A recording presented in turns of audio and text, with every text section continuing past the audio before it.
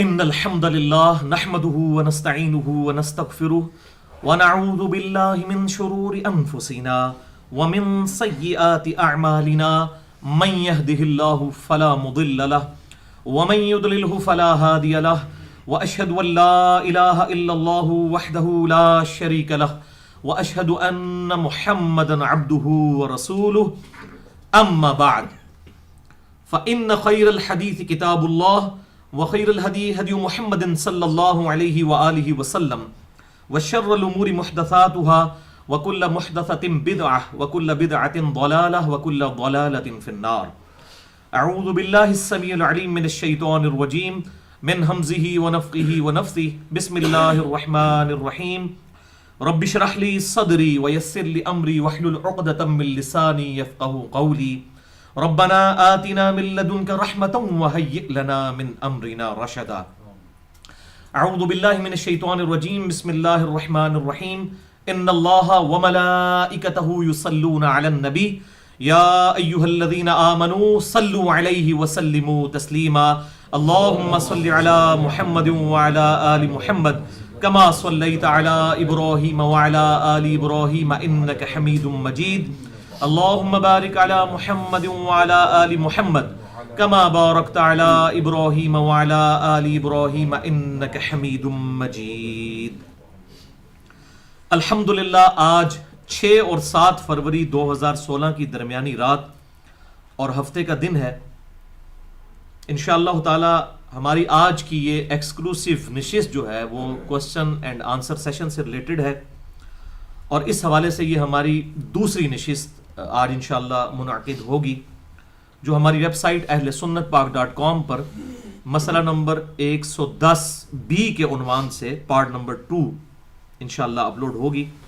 لیکن آج کی نشست کو شروع کرنے سے پہلے جنت کے 8 دروازوں کی نسبت سے میں اپنی طرف سے 8 اناؤنسمنٹس کرنا چاہتا ہوں، تاکہ اس حوالے سے کوئی ایمبیگوٹی باقی نہ رہے.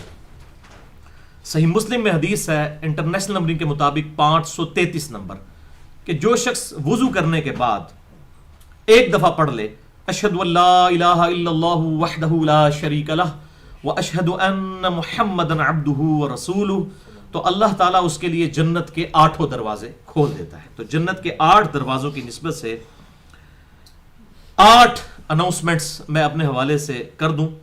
پہلی اناؤنسمنٹ کہ بھائیو، یہ ہمارے جو کوسچن آنسر سیشن ہے یہ مسئلہ number 110 A B C D onward اس طریقے سے انشاءاللہ منعقد ہوا کرے گی. کچھ عرصہ کے بعد 4-5 لیکچرز کے بعد ایک کوسچن آنسر سیشن ہوا کرے گا، اور یہ 110 کی نسبت میں نے بہت پہلے ہی ڈٹرمن کر دی تھی. اس وقت 110 نمبر پھر چھوڑ دیا تھا.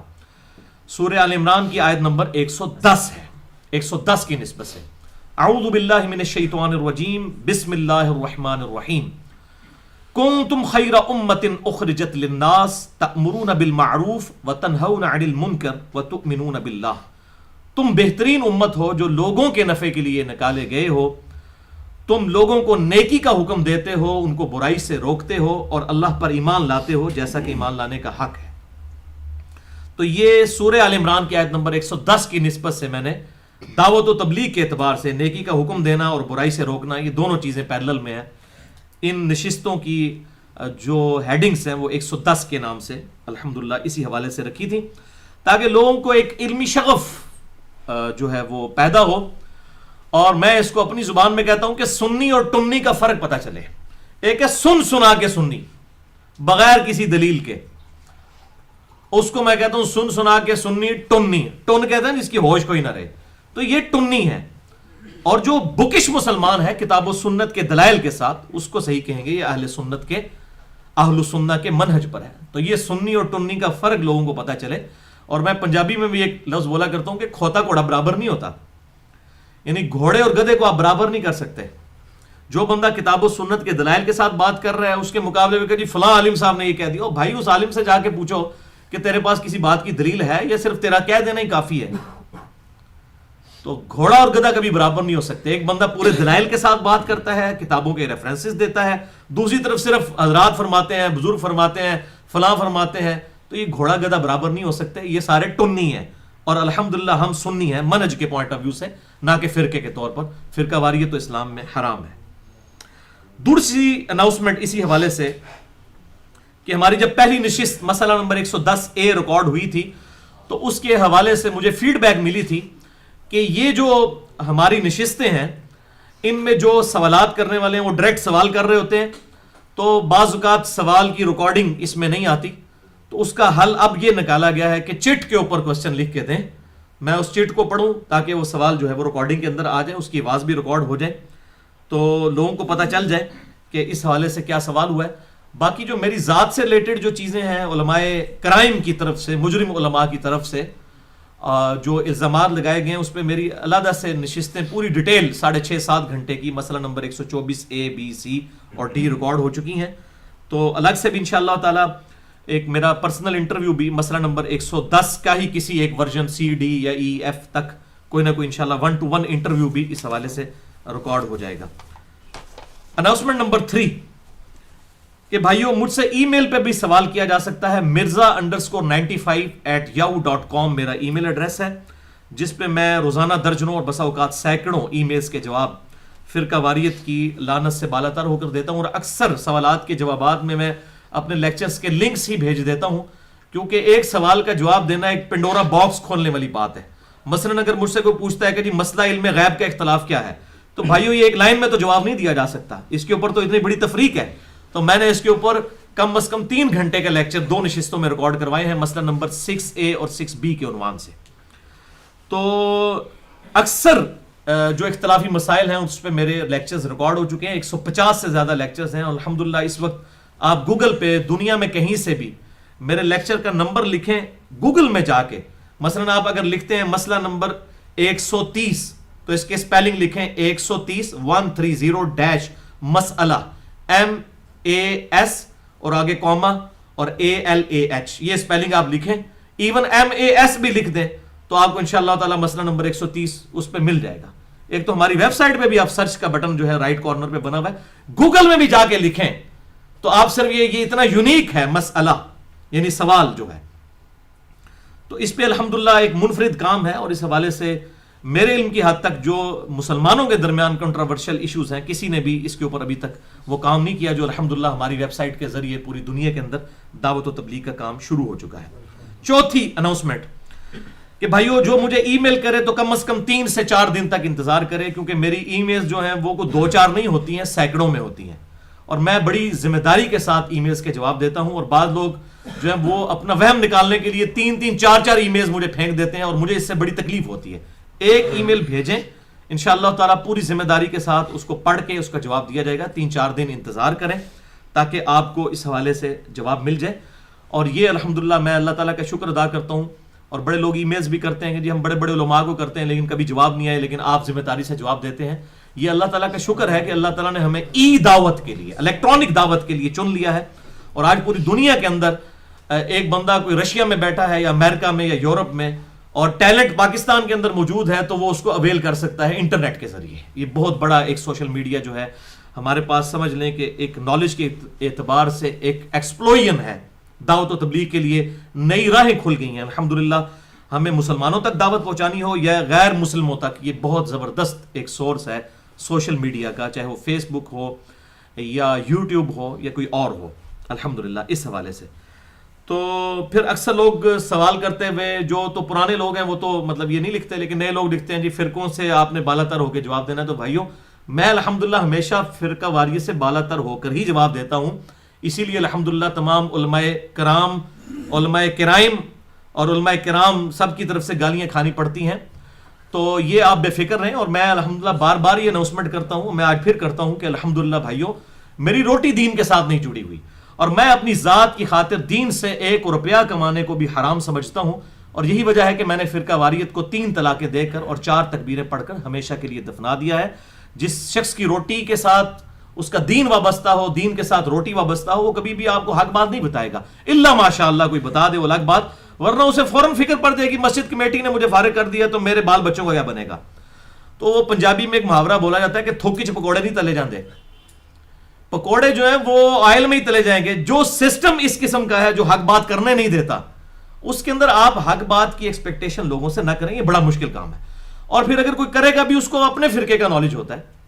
لیکن الحمدللہ میرے کیس کے اندر میرے ماضی سے آپ میں سے اکثر لوگ وابستہ اس اعتبار سے مجھے جانتے ہیں اور وہ واقف ہیں کہ میں تقریباً 30-31 سال تک بریلوی رہا, اس کے بعد کچھ عرصہ دیوبند, پھر اہل حدیث اہل تشیع کے ساتھ بھی ایز اے اسٹڈی گزرا. آج بھی میں الحمدللہ ہر ایک کی بات سنتا ہوں, جو حق بات ہے سب کی قبول کرتا ہوں. اور آج انٹرنیٹ کے اوپر میں آپ کو بتاؤں وہ زمانے گئے بھائیوں جب لوگ کہتے تھے فلانے دی گل نہیں سننی. اب اہل بدعت کے عقیدے سنیوں کے گھروں کے اندر آگے داخل ہو گئے ہیں سوشل میڈیا کے ذریعے, اور ہمارے لوگ وہ اپنے بزرگ بابوں کے فتوے لے کے چل رہے ہیں ابھی تک. وہ جی یہ گلاں نہیں کرنی چاہیے. وہ پائی تسی پرانے ہو گئے, خدا دا نہ جائے, ان دور بدل چکا ہے, اس دور تو باہر نکلو. ایک گلاں کرنی ہے تو نہیں چاہیے جب لوگوں کو پتہ نہ ہو.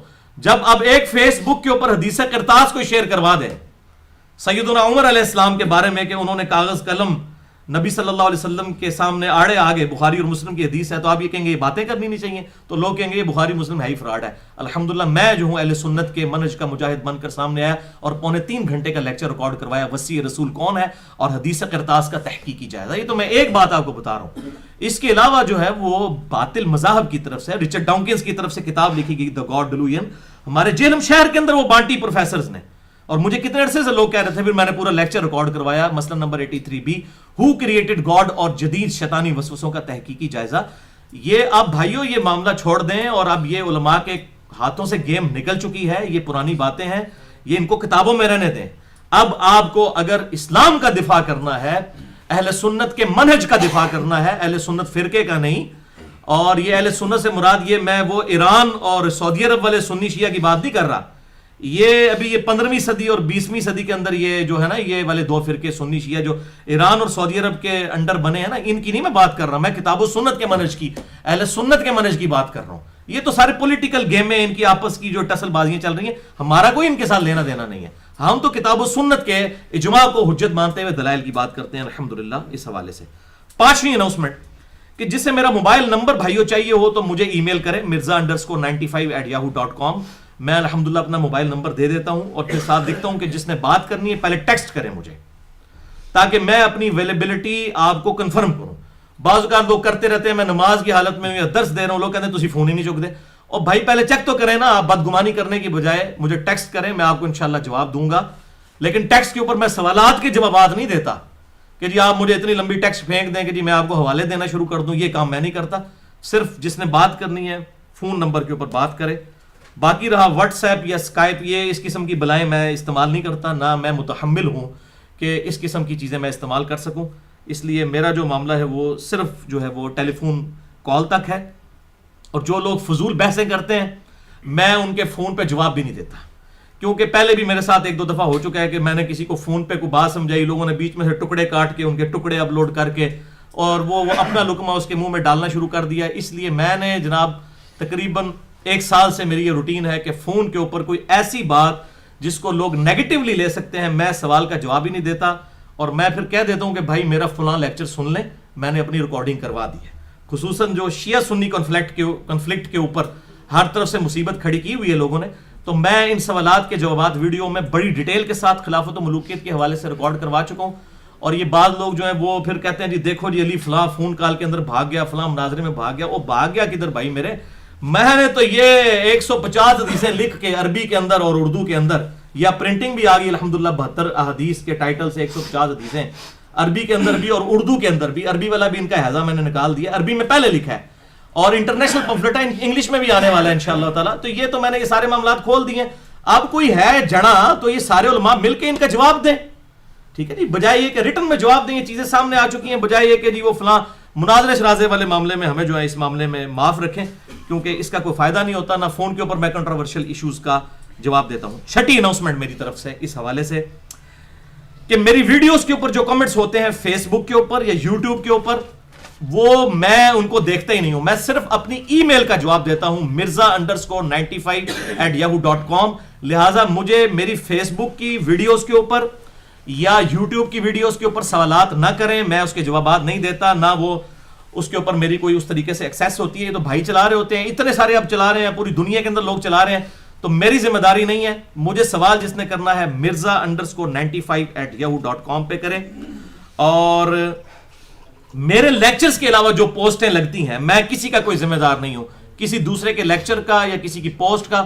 میں صرف اپنی ویڈیو کا رسپانسبل ہوں. اس میں اگر میں نے کوئی بات کی ہے تو میں صرف اس کی ذمہ داری اٹھاؤں گا, باقی میری کوئی ذمہ داری نہیں.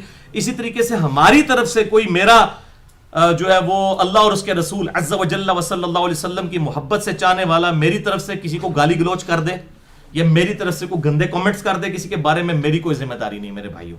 سیدھی سی بات ہے, میں صرف اپنی ذات کا ذمہ دار ہوں. تو اور آج کل تو ایسے شرارتی لوگ ہیں کسی کو بدنام کرنے کے لیے بھی یہ کر سکتے ہیں, یہ تو میڈیا کا دور ہے. میرے متھے اس طرح کی لوگ چیزیں لگا دیتے ہیں. میں کسی کے کمنٹس کا ذمہ دار نہیں ہوں سوائے اپنی ویڈیوز کے. اور اس میں جو خصوصاً مجھ سے محبت رکھتے ہیں لوگ اللہ اور اس کے رسول عز و جل و صلی اللہ علیہ وسلم کی نسبت سے, ان کو بھی کہوں گا کہ کسی کو اس کی غلطی کے اوپر آر مت دلائیں اگر اس نے توبہ کر لی ہے.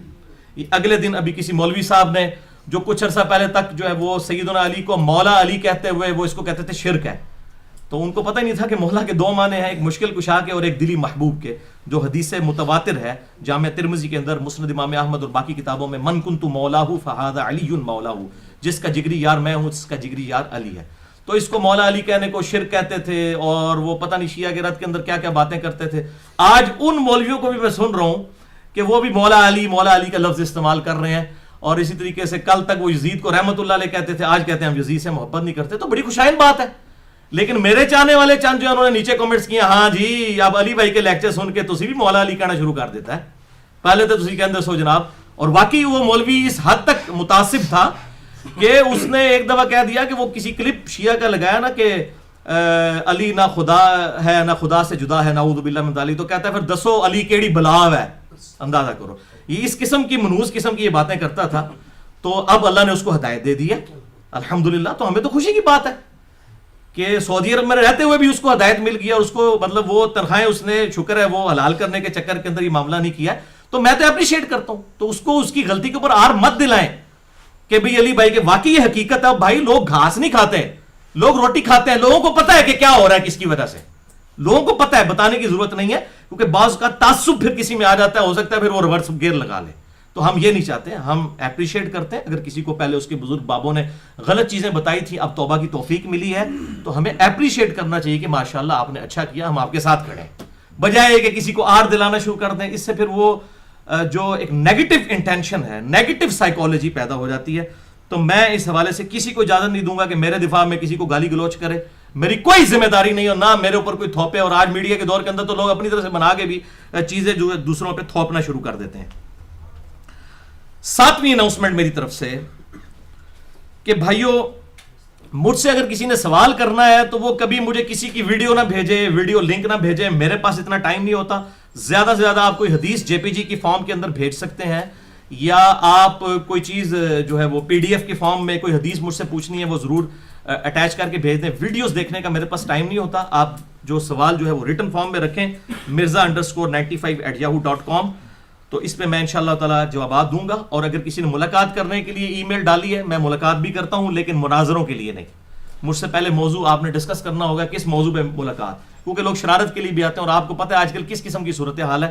تو ہر بندے کے ساتھ ملاقات نہیں ہوتی. ریفرنس کے بعد جو ہے وہ میں ملاقات کرنے کے لیے تیار ہوتا ہوں. لہٰذا میری پیشگی معذرت اس حوالے سے جو ہے وہ قبول فرما لیں. اور آخری اور 8ویں اناؤنسمنٹ اس حوالے سے کہ میرے کوسچن آنسر سیشنز بھائیوں چونکہ اوپن کوسچن آنسر سیشن ہوتے ہیں, لہٰذا اس کا حسن ہی یہی ہے کہ میں فی البدی گفتگو کروں.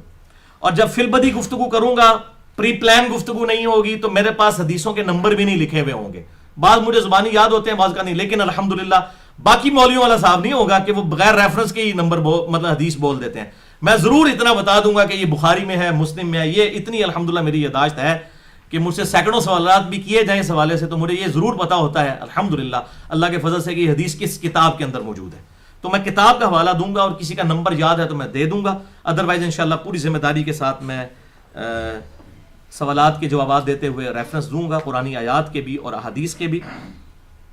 اور ایک خوشخبری بھی اس حوالے سے سن لیں, مجھے کافی لوگ ایمفسائز کر رہے تھے, تو اب میں نے ارادہ کیا کہ میرے جتنے بھی لیکچرز ہیں سینکڑوں کی تعداد میں, مسئلہ نمبر 1 2 3 4 5 6, تو ان کو ریٹن فارم میں مکمل طور پر لانے کے لیے تو زندگیاں چاہیے. میرا حیات النبی کا صرف لیکچر 2 گھنٹے کا اگر لکھیں 500 صفحوں کا بنتا ہے, لیکن اب میں صرف یہ کرنے جا رہا ہوں, کچھ لوگوں سے میں نے ریکویسٹ کی ہے کہ وہ لیکچرز کہ میں اپنے پیڈز جو میرے پرسنل نوٹس ہیں جو صرف میں ہی پڑھ سکتا ہوں کیونکہ وہ صرف ہنٹس لکھے ہوتے ہیں, اس کے ذریعے ہم تمام لیکچرز کے پی ڈی ایف بنا دیں ایک پیج کے کہ میں نے حیات النبی کے لیکچر میں یہ آیات ڈسکس کی تھیں اور یہ حدیثیں بخاری مسلم کی, تاکہ ریٹن فارم میں ایک نوٹس آ جائیں, کیونکہ کئی لوگ ہیں جو یہ لیکچرز دیکھ کے اپنے لیکچرز تیار کرتے ہیں, ان کے پاس ریٹن میں بھی نوٹس انشاءاللہ تعالی اس حوالے سے آ جائیں گے, اور اس میں انٹرنیشنل نمبر بھی لکھ دیں گے تاکہ لوگوں کو آسانی رہے. باقی ہمارے جتنے بھی ریسرچ پیپرز ہیں وہ اردو کے اندر بھی اور انگلش کے اندر بھی عربی کے اندر بھی موجود ہیں, اور کچھ کے ٹرانسلیشنز انشاءاللہ ہو رہی ہیں, ہندی کے اندر بھی اذکار کارڈ وغیرہ یہ بھی آ چکے ہیں, یہ 72 حدیثوں والا بھی الحمدللہ پرنٹڈ فارم میں بھی آ گیا, آپ کو لیکچر کے اینڈ پہ یہ مل بھی جائے گا انشاءاللہ تعالی.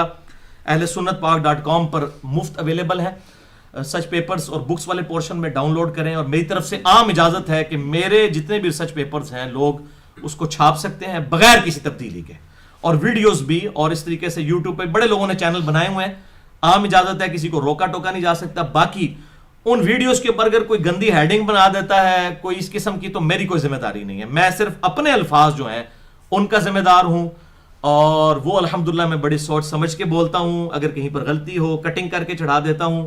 یہ فون کاسٹ بھی جتنی چڑھی ہوئی ہیں یہ میری مرضی سے ریکارڈ ہوئی ہوئی ہیں. یہ لوگ کہتے ہیں کہ پتہ نہیں ہمیں کہیں سے ہتھیار لیا ہم نے, وہ بھائی میری مرضی سے ریکارڈ ہے, اور میری ساری فون کاسٹ جو ہیں میری ویب سائٹ کے اوپر اپلوڈڈ ہیں. اور کتنے لوگ ہیں وہ جب آدھے ٹکڑے سنتے ہیں میں ان کو پورا بھیجتا ہوں, ان کو پتہ چل جاتا ہے اچھا یار یہ تم نے تو دھوکہ کیا تھا. تو الحمدللہ اس حوالے سے مجھے کوئی آر نہیں ہے. اور باقی میری کافی ساری کلیریفیکیشنز مسئلہ نمبر 108 کے نام سے اہل سنت پاک .com پہ اپلوڈ ہو چکی ہیں, جسے شوق ہو تو وہ دیکھ سکتا ہے.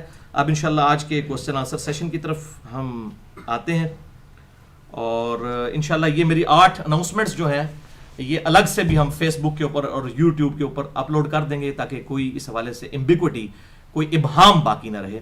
ایک دفعہ دروشی پڑھ لیجئے. اللہم صلی علی محمد وعلی آل محمد کما صلیت علی ابراہیم وعلی آل ابراہیم انک حمید مجید. اللہم بارک علی محمد وعلی آل محمد کما بارکت علی ابراہیم وعلی آل ابراہیم انک حمید مجید. بھائیو کوسچنز تو مجھے ای میلز کے ذریعے بھی بڑے ملے ہیں. ایک بھائی جو ہیں وہی 300 مجھے سوال لکھ کے دے گئے ہیں, معظم بھائی.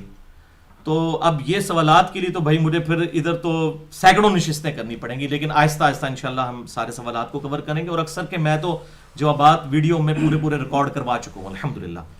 لیکن ابھی جو اس وقت 6 کوسچن میرے سامنے موجود ہیں, یہ چٹس کی فارم کے اندر میں ان کو پڑھتا ہوں, اور ساتھ ساتھ انشاءاللہ فی البدی جواب دینے کی کوشش کروں گا. اور اس کے علاوہ بھی یہ دیکھیں کتنی چٹیں ادھر رکھی ہوئی ہیں, انشاءاللہ کوشش کریں گے جتنا بھی کور ہو جائے. جو نہیں ہو سکے گا انشاءاللہ نیکسٹ ٹائم کور کر لیں گے. اور یہ جو چٹس والا معاملہ ہے اس میں اب میں ہر بندے کا نام نہیں بول سکتا, کیونکہ ایک سوال کئی لوگوں کی طرف سے آیا ہوتا ہے ای میلز کے ذریعے بھی, تو اب اتنے لوگوں کے نام نہیں بولے جا سکتے. میں صرف سوال ہی بولتا ہوں تاکہ جس کا نہیں بولا گیا اس کی دل آزاری نہ ہو, اور جس کا بول دیا گیا اور وہ شیخی نہ بگاڑے اس حوالے سے. تو لہٰذا صرف سوال ہی جو ہے وہ آپ سن لیں. اب دیکھیں پہلا سوال ہی کتنا کریٹیکل ہے. یہ بہت اہم ترین سوال ہے. دین الہی کے اعتبار سے جو ایک فتنہ کھڑا کیا ہوا ہے آج لوگوں نے پوری دنیا کے اندر, کامن ریلیجن کے پوائنٹ آف ویو سے, کہ کیا قرآن حکیم میں ایسی کوئی آیت ہے کہ ایمان باللہ اور ایمان بالآخرہ قیامت کے دن نجات کے لیے کافی ہے اور ایمان بالرسالت کی ضرورت نہیں ہے؟ جی ہاں بھائیو, ایک آیت ایسی ہے قرآن حکیم کے اندر, اور وہ ریپیٹ بھی ہوئی ہے مختلف مقامات پر, جس کی غلط انٹرپریٹیشن ان لوگوں نے کی ہے جو دین الہی کے کانسیپٹ کو کامن ریلیجن کو لے کے چل رہے ہیں, اور وہ کہتے ہیں دیکھیں یہ سارا بگاڑ جو ہے یہ انبیاء کی وجہ سے آیا ہے, نعوذ باللہ من ذالک. اگر ایک خدا کا کانسیپٹ رہتا تو خدا کو تو ہندو بھی مان رہے ہیں بھگوان کہہ کر, اور سائنٹسٹ بھی supreme being super natural agency کہہ کر مانگ رہے ہیں, اس کو مان رہے ہیں. مسلمان اسے اللہ کہہ کے مان رہے ہیں, گورے اسے گاڈ کہہ کر مان رہے ہیں, اور اس طریقے سے جوز اور کرسچنز بھی اس کو مان رہے ہیں کسی نہ کسی فارم میں.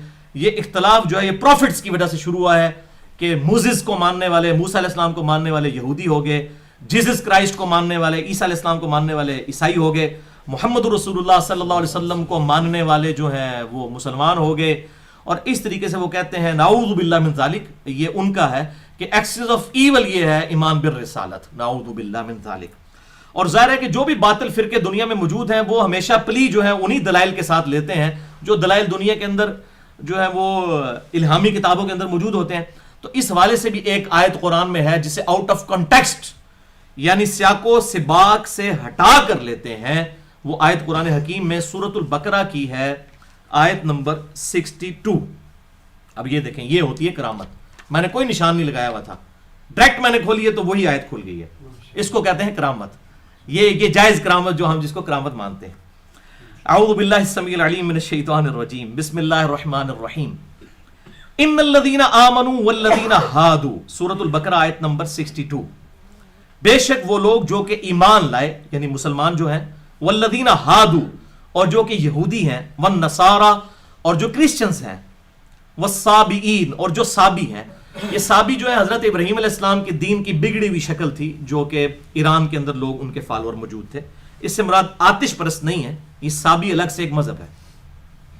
من آمن باللہ, جو کوئی بھی ایمان لے آئے اللہ پر, والیوم الآخر اور آخرت پر, وعمل صالحا اور وہ نیک اعمال اختیار کر لے, فلہم اجرہم عند ربہم, تو ایسوں کے لیے پھر ان کے رب کے ہاں اجر ہے.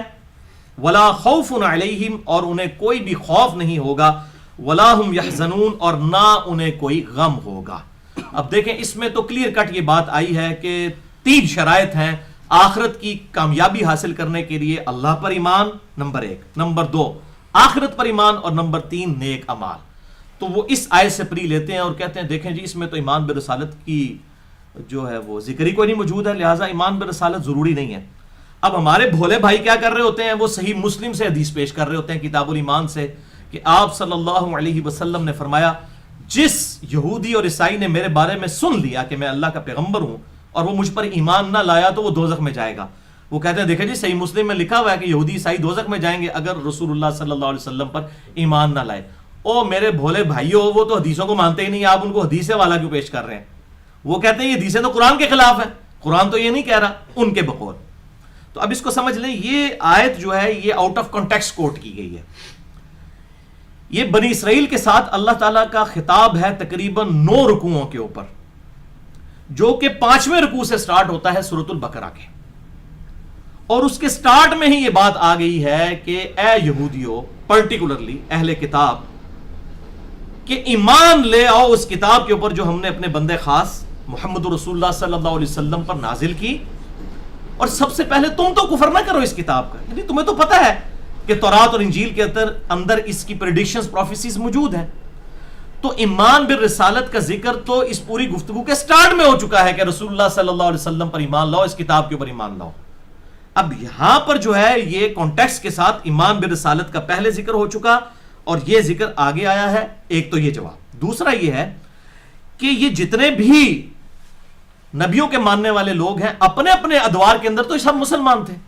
یہودی اس وقت تک تو مسلمان تھے جب تک کہ حضرت عیسیٰ علیہ السلام مبعوث نہیں ہوئے ان میں, اور انہوں نے عیسیٰ علیہ السلام کا انکار نہیں کیا. اس سے پہلے تو یہودی مسلمان تھے. جب عیسیٰ علیہ السلام کا انکار کیا تو وہ کافر ہو گئے. پھر حضرت عیسیٰ علیہ السلام کے جو ماننے والے مسلمان ہی تھے. جب محمد رسول اللہ صلی اللہ علیہ وسلم دنیا میں تشریف لائے تو جو لوگ ان کو مان لیا مسلمان باقی رہے, باقی لوگ پھر کافر ہو گئے کیونکہ انہوں نے ایک اور پیغمبر کا انکار کر دیا. لہٰذا اپنے اپنے ادوار میں تو سب کے سب لوگ مسلمان ہی رہے, لیکن جو پیغمبر آتے گئے جو انکار کرتا گیا وہ الگ ہوتا گیا. تو یہ بھی اس اعتبار سے اس کانٹیکسٹ میں بھی اس بات کو سمجھنے کی کوشش کریں. ایمان بالرسالت کا پہلے بھی ذکر ہو چکا ہے اور یہ آؤٹ آف کانٹیکسٹ بھی کوٹ ہوا ہے. اس کو آپ اس مثال سے سمجھیں کہ میں کہتا ہوں جی ڈاک خانے میں ٹیلی فون اور بجلی کے بل جو ہیں وہ صبح 9 سے لے کر 5 بجے تک جمع ہوتے ہیں سپوز. تو آپ اتوار والے دن پہنچ جاتے ہیں صبح 9 بجے, 10 بجے تک انتظار کرتے ہیں. آپ کہتے ہیں جی علی بھائی نے کہا تھا یہ جمع ہوتے ہیں بل, تو یہ تو کھلا ہی نہیں ہے ڈاکخانہ. تو بھائی اس کی دوسری شک یہ ہے کہ ادر دین اتوار, سنڈے کے علاوہ, اس کانٹیکسٹ میں اس کو سمجھنا ہے, سنڈے کے علاوہ جو ہے بل جمع ہوتے ہیں.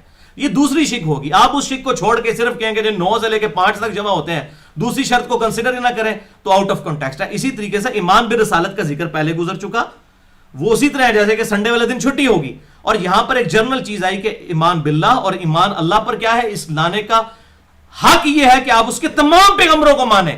یہ نہیں ہے افتؤمنون ببعض الکتاب وتکفرون ببعض, کتاب کے کچھ حصے کو مان لو کچھ کو نہیں مانتے. اور پھر یہ تو قرآن کے اندر آیا نا, قرآن باقی چھوڑ دیں گے آپ؟ باقی قرآن تو نہیں چھوڑیں گے.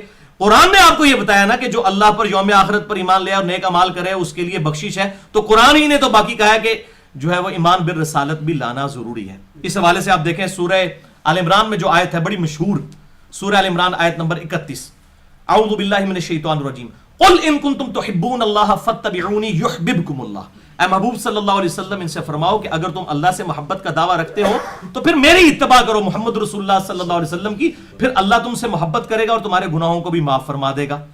تو اللہ کی محبت کا تقاضا محمد رسول اللہ صلی اللہ علیہ وسلم کی اتباع ہے، تو یہ بھی تو آیت ہے نا، اس آیت کو بھی تو مانے نا۔ اسی طریقے سے آیا سورہ نساء کی آیت نمبر 80 میں من یطع الرسول فقد اطاع اللہ، جس نے رسول اللہ کی اطاعت کی گویا اس نے اللہ کی اطاعت کی۔ اب یہ بھی اس سے بھی بڑی چیز ہے۔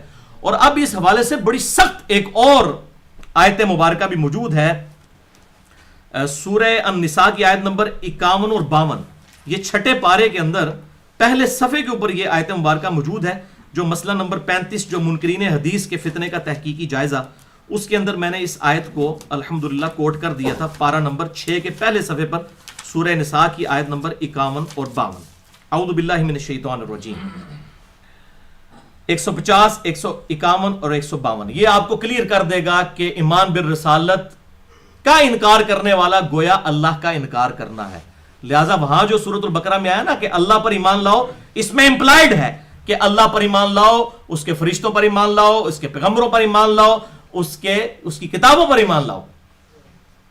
آمن الرسول بما انزل الیہ من ربہ والمؤمنون کل آمن باللہ وملائکتہ وکتبہ ورسلہ لا نفرق بین احد من رسلہ، جو سورہ البقرہ کی آخری آیات میں ہے۔ اب یہ سنیں سورۃ النساء، یہ ڈیسائسو آیت ہے، آیت نمبر 150، 51 اور 152۔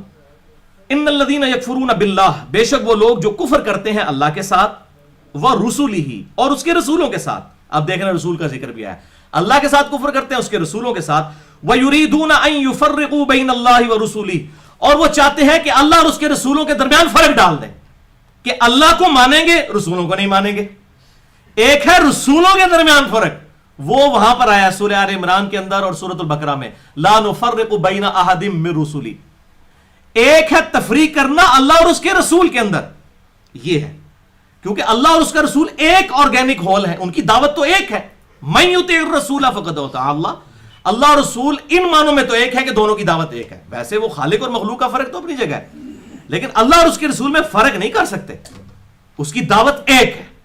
تو اللہ تعالیٰ فرما رہے ہیں جو لوگ یہ چاہتے ہیں وہ یریدون ان یفرقوا بین اللہ ورسلہ، کہ اللہ اور اس کے رسولوں میں فرق ڈال دیں، کہ اللہ کو مانیں گے رسولوں کو نہیں مانیں گے۔ یہ دیکھیں، یہ جو دین الہی کے جو پرستار تھے ان کا رد پہلے ہی قرآن حکیم میں ہوا ہے، کتنی کریٹیکل آیت ہے۔ وَيَقُولُونَ نُؤْمِنُ بِبَعْضٍ وَنَكْفُرُ بِبَعْضٍ، اور وہ یہ کہتے ہیں ہم بعض کو مانیں گے بعض کو نہیں مانیں گے۔ کوئی کہتا ہے ہم اللہ کو مانیں گے، فلاں رسولوں کو مانیں گے، فلاں رسولوں کو نہیں مانیں گے، اور بعض کہتے ہیں ہم بعض رسولوں کو مانیں گے، ان رسولوں کو نہیں مانیں گے۔ جیوز کہتے ہیں کہ ہم عیسیٰ علیہ السلام کو نہیں مانیں گے، باقی پیغمبروں کو ہم مانیں گے۔ کرسچنز کہتے ہیں کہ ہم عیسیٰ علیہ السلام کو بھی مانتے ہیں، موسیٰ علیہ السلام کو بھی، محمد رسول اللہ کو نہیں مانیں گے، نعوذ باللہ۔ ہم مسلمان تمام انبیاء کو مانتے ہیں، لا نفرق بین احد من رسلہ کے تحت ایمان لانے میں ہم ان میں فرق نہیں کرتے، مرتبے کا فرق ہے۔ تلک الرسل فضلنا بعضهم علی بعض، اللہ تعالیٰ نے رسولوں میں ایک دوسرے کے اوپر فضیلت دی ہوئی ہے، رسولوں میں ایمان لانے میں ہم فرق نہیں کرتے، مرتبے کا تو فرق ہے، اس میں تو کوئی شک نہیں ہے، لیکن اس کی بنیاد کے اوپر آپ کسی دوسرے پیغمبر کی ڈیگریشن نہیں کر سکتے، ان کو آپ نعوذ باللہ ان کی تضلیل نہیں کر سکتے، نعوذ باللہ من ذالک۔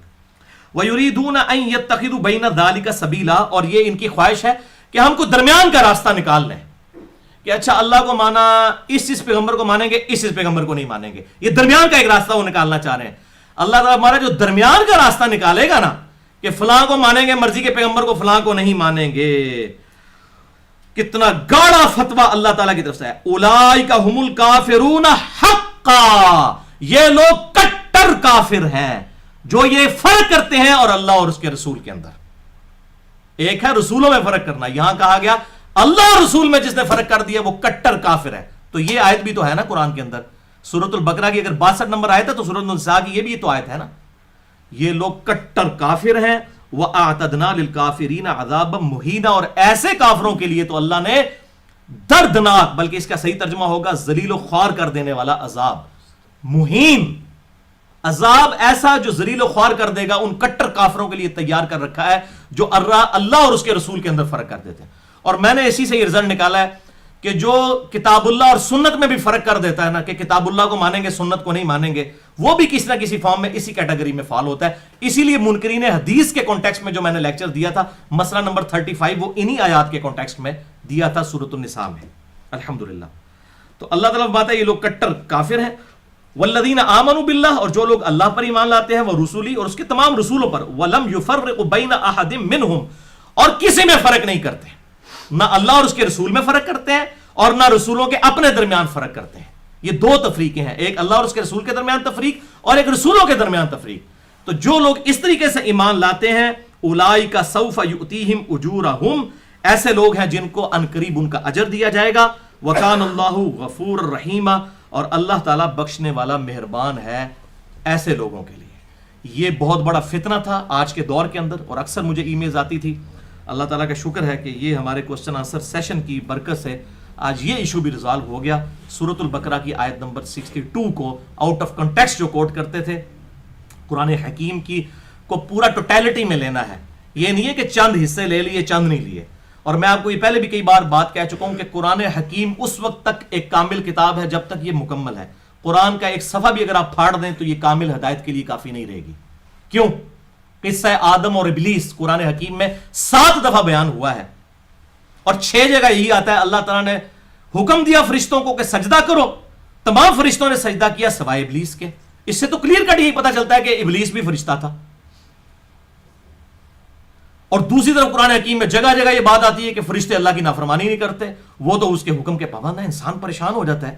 اور سورہ نساء کی آیت نمبر 82 ہے کہ اگر قرآن اللہ کے علاوہ کسی اور کی طرف سے ہوتا تم اس میں اختلاف پاتے, کیونکہ اتنی موٹی کتاب ہے, انسان نے لکھی ہو تو بھول جائے پہلے صفحے پہ کیا لکھ کے آئے ہوں اور آخر میں کیا کنٹرڈکشن ہو. لیکن سورۃ الکہف میں پھر یہ ٹروتھ ریویل ہوا, کان من الجن ففسق عن امر ربی, وہ جنوں میں سے تھا اس لیے اس نے اپنے رب کی حکم کی نافرمانی کی. اچھا جنوں میں سے تھا تو پھر اس کو تو حکم ہی نہیں تھا سجدہ کرنے کا, صرف فرشتوں کو حکم ہوا تھا. وہ فرشتوں کی کیٹیگری میں فال کرتا تھا. اس کو عربی میں کہتے ہیں تغلیب کا قاعدہ, کہ ڈومیننسی کو دیکھا جاتا ہے. یعنی ایک کلاس میں اگر 50 اسٹوڈنٹ ہیں اس میں سے 49 جو ہیں وہ میل اسٹوڈنٹس ہیں, ایک فیمیل ہے, اور جو کلاس ریپریزنٹیٹیو کہتا ہے بوائے اسٹینڈ اپ استاد کے آنے پر. اس کا یہ مطلب نہیں کہ اسے ایک لڑکی نے کھڑا نہیں ہونا, وہ اس میں امپلائڈ ہے. یہ عربی میں تغلیب کا قاعدہ ہے. اس لیے آپ دیکھیں اکثر مردانہ سیغوں سے خطاب ہوا ہے. یہ مطلب نہیں ہے کہ وہ عورتوں کے لیے وہ بشارتیں نہیں ہیں, وہ امپلائڈ ہے, عربی کا اصول ہے. تو یہ تغلیب کا قاعدہ تھا. اور وہاں پہ بھی فرشتے سارے تھے, ایک ہی جن تھا تو سب کو امپلائڈ تھا. پھر اللہ تعالیٰ نے اس کا بھی وہم نکال دیا کہ اس کی اللہ تعالیٰ سے ڈیبیٹ ہوئی ہے. اللہ نے پھر اسے پوچھا کہ بتا تجھے کس نے منع کیا. تو یہ جو مامے آج کہہ رہے ہیں قرآن میں یہ فاڑ نکال رہے ہیں نعوذ باللہ من ذالک, تو ان سے پوچھیں کہ اس وقت شیطان کہہ دیتا نا یا اللہ تو فرشتہ نے حکم دیتا ہے, میں تو فرشتہ ہے ہی نہیں ہے. لیکن اس نے آگے سے بحث کی, اور کس لیول کی بحث کی وہ میرا مسئلہ نمبر 79 اللہ انسان اور شیطان 2.25 گھنٹے کی گفتگو ہے. قرآن حکیم سے کراس ریفرنسز سارے لے کر میں نے الحمدللہ اس ایشو کو ریزالو کیا ہے. یہ بھی الحمدللہ آج سورۃ البقرہ آیت نمبر 62 والا ایشو بھی الحمدللہ ریزالو ہوا. دیکھیں جی اب کوشچن نمبر 2, یہ بھی ایک بہت بڑا آج کل ایشو بنا ہوا ہے. کیا ذخیرہ احادیث میں کوئی ایسی حدیث ہے کہ آپ صلی اللہ علیہ وسلم نے فرمایا ہو کہ میں تقسیم کرتا ہوں اور عطا اللہ تعالیٰ فرماتا ہے, اور اس حدیث کے تحت روزی بھی اللہ تعالیٰ دیتا ہے لیکن تقسیم نبی صلی اللہ علیہ وسلم کرتے ہیں؟ نعوذ باللہ من ذالک, یہ بالکل جھوٹ باندھا ہے کسی نے. اس طریقے سے حدیث یہ نہیں ہے. حدیث موجود ہے لیکن اس کو آؤٹ آف کانٹیکسٹ کوٹ کیا ہے لوگوں نے. یہ بھائیو یہ والی جو حدیث ہے کہ واللہ معطی وانا قاسم, اللہ تعالی عطا فرماتا ہے اور میں تقسیم فرماتا ہوں, یہ حدیث صحیح بخاری میں بھی موجود ہے کتاب العلم چیپٹر کے اندر, صحیح مسلم کے اندر بھی موجود ہے, اور مشکات میں بھی کتاب العلم چیپٹر میں آپ کو 3-4 نمبر پہ یہ حدیث مل جائے گی پہلی جلد کے اندر. لیکن یہ حدیث پوری نہیں کوٹ کرتے. یہ پوری حدیث اس طرح ہے کہ حضرت معاویہ بن ابی سفیان رضی اللہ تعالیٰ عنہ روایت کرتے ہیں کہ رسول اللہ صلی اللہ علیہ وسلم نے ارشاد فرمایا کہ اللہ تعالیٰ جس کے ساتھ بھلائی کا ارادہ فرماتا ہے اسے دین کی فقہ عطا فرما دیتا ہے. فقہ کہتے ہیں ٹرو انڈرسٹینڈنگ کو. یہ فقہ انوی فقہ شابی والی فقہ نہیں ہے. فقہ کہتے ہیں ٹرو انڈرسٹینڈنگ کو. ٹرو انڈرسٹینڈنگ یہ نہیں ہے کہ قرآن کہہ رہا ہے ایاک نعبد و ایاک نستعین اور آپ کہہ رہے ہیں یا علی مدد. یہ ٹرو انڈرسٹینڈنگ نہیں ہے. کتاب و سنت کے مطابق انڈرسٹینڈنگ اختیار کرنا. بخاری اور مسلم کے الفاظ ہیں کہ اللہ تعالیٰ جس کے ساتھ بھلائی کا ارادہ فرماتا ہے اسے دین کی فقہ عطا فرما دیتا ہے, اور عطا فرمانے والا اللہ ہے, میں تو صرف تقسیم کرتا ہوں. کیا مطلب؟ کہ اللہ تبارک و تعالیٰ جس کے ساتھ بھلائی کا ارادہ فرماتا ہے اسے دین کی سمجھ عطا فرما دیتا ہے. یہ تو اللہ عطا فرماتا ہے کسی کو دین سمجھ آ جائے, اور میں دین صرف تقسیم کرتا ہوں. یعنی on the behalf of Almighty اللہ, مجھے اللہ تعالیٰ نے دنیا میں ٹرو ریپریزنٹیٹیو اپنا بنایا ہے. دین اسلام میں سکھاؤں گا, باقی توفیق کے کسی کو وہ بات سمجھ آ جائے یہ اللہ کی طرف سے. اب اندازہ کریں, احمد بریلوی صاحب نے پورا شعر لکھ دیا, رب ہے معطی یہ ہے قاسم, رزق اس کا ہے کھلاتے یہ ہے. اب معطی اور قاسم کا لفظ اسی سے اٹھایا, بخاری اور مسلم سے اٹھایا. لیکن میں اکثر کہتا ہوں آدھا سچ بڑا خطرناک ہوتا ہے. پورا جھوٹ ہو نا تو وہ کوئی نقصان دہ نہیں ہے, آدھا سچ اور آدھا جھوٹ یہ بہت بڑی مصیبت ہے. اب معطی قاسم وہاں سے لفظ اٹھا لیا اور پھر جناب انہوں نے شعر کہہ دیا, اور کہا جی دیکھیں جی اللہ تعالیٰ کے محبوب صلی اللہ علیہ وسلم نے خود فرمایا کہ اللہ تعالیٰ دیتا ہے اور میں تقسیم کرتا ہوں. خدا کے لیے عقل سے کام لیں, سنی بڑھو ٹنی نہ بڑھو. خود کتاب کھول کے پڑھو کہ گل کتنے لکھی ہوئی ہے, کنج لکھی ہوئی ہے. بکش مسلمان بنے. یہ الفاظ ہی کچھ اور تھے کہ اللہ تعالیٰ جس کے ساتھ بھلائی کا ارادہ فرماتا ہے اسے دین کی فقہ عطا فرما دیتا ہے, اور عطا تو اللہ فرماتا ہے, میں تو تقسیم کرتا ہوں. بالکل اسی لیے بخاری اور مسلم کی کتنی حدیثیں ہیں. صحابہ اکرام علیہم رضوان سے جب آپ صلی اللہ علیہ وسلم سوال کرتے تھے تو وہ اکثر سوالات کے جوابات میں کیا کہتے تھے؟ واللہ ورسولہ اعلم, اللہ اور اس کا رسول بہتر جانتے ہیں. ظاہر ہے اللہ اور اس کا رسول ہی بہتر جانتے ہیں, انہوں نے دین سکھانا ہے.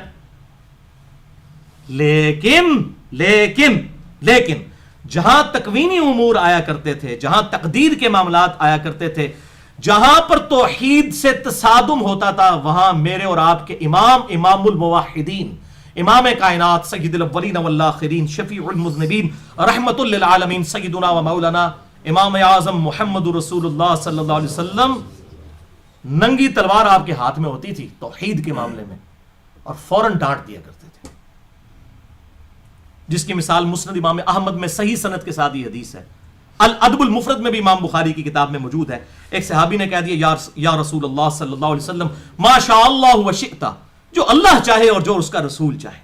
آپ غصے میں آپ نے فرمایا اجعلتنی للہ ندا, کیا تو نے مجھے اللہ کے مقابلے پر کھڑا کر دیا؟ قل بل ما شاء اللہ وحدہ, بلکہ کہہ کہ اکیلا جو اللہ چاہے.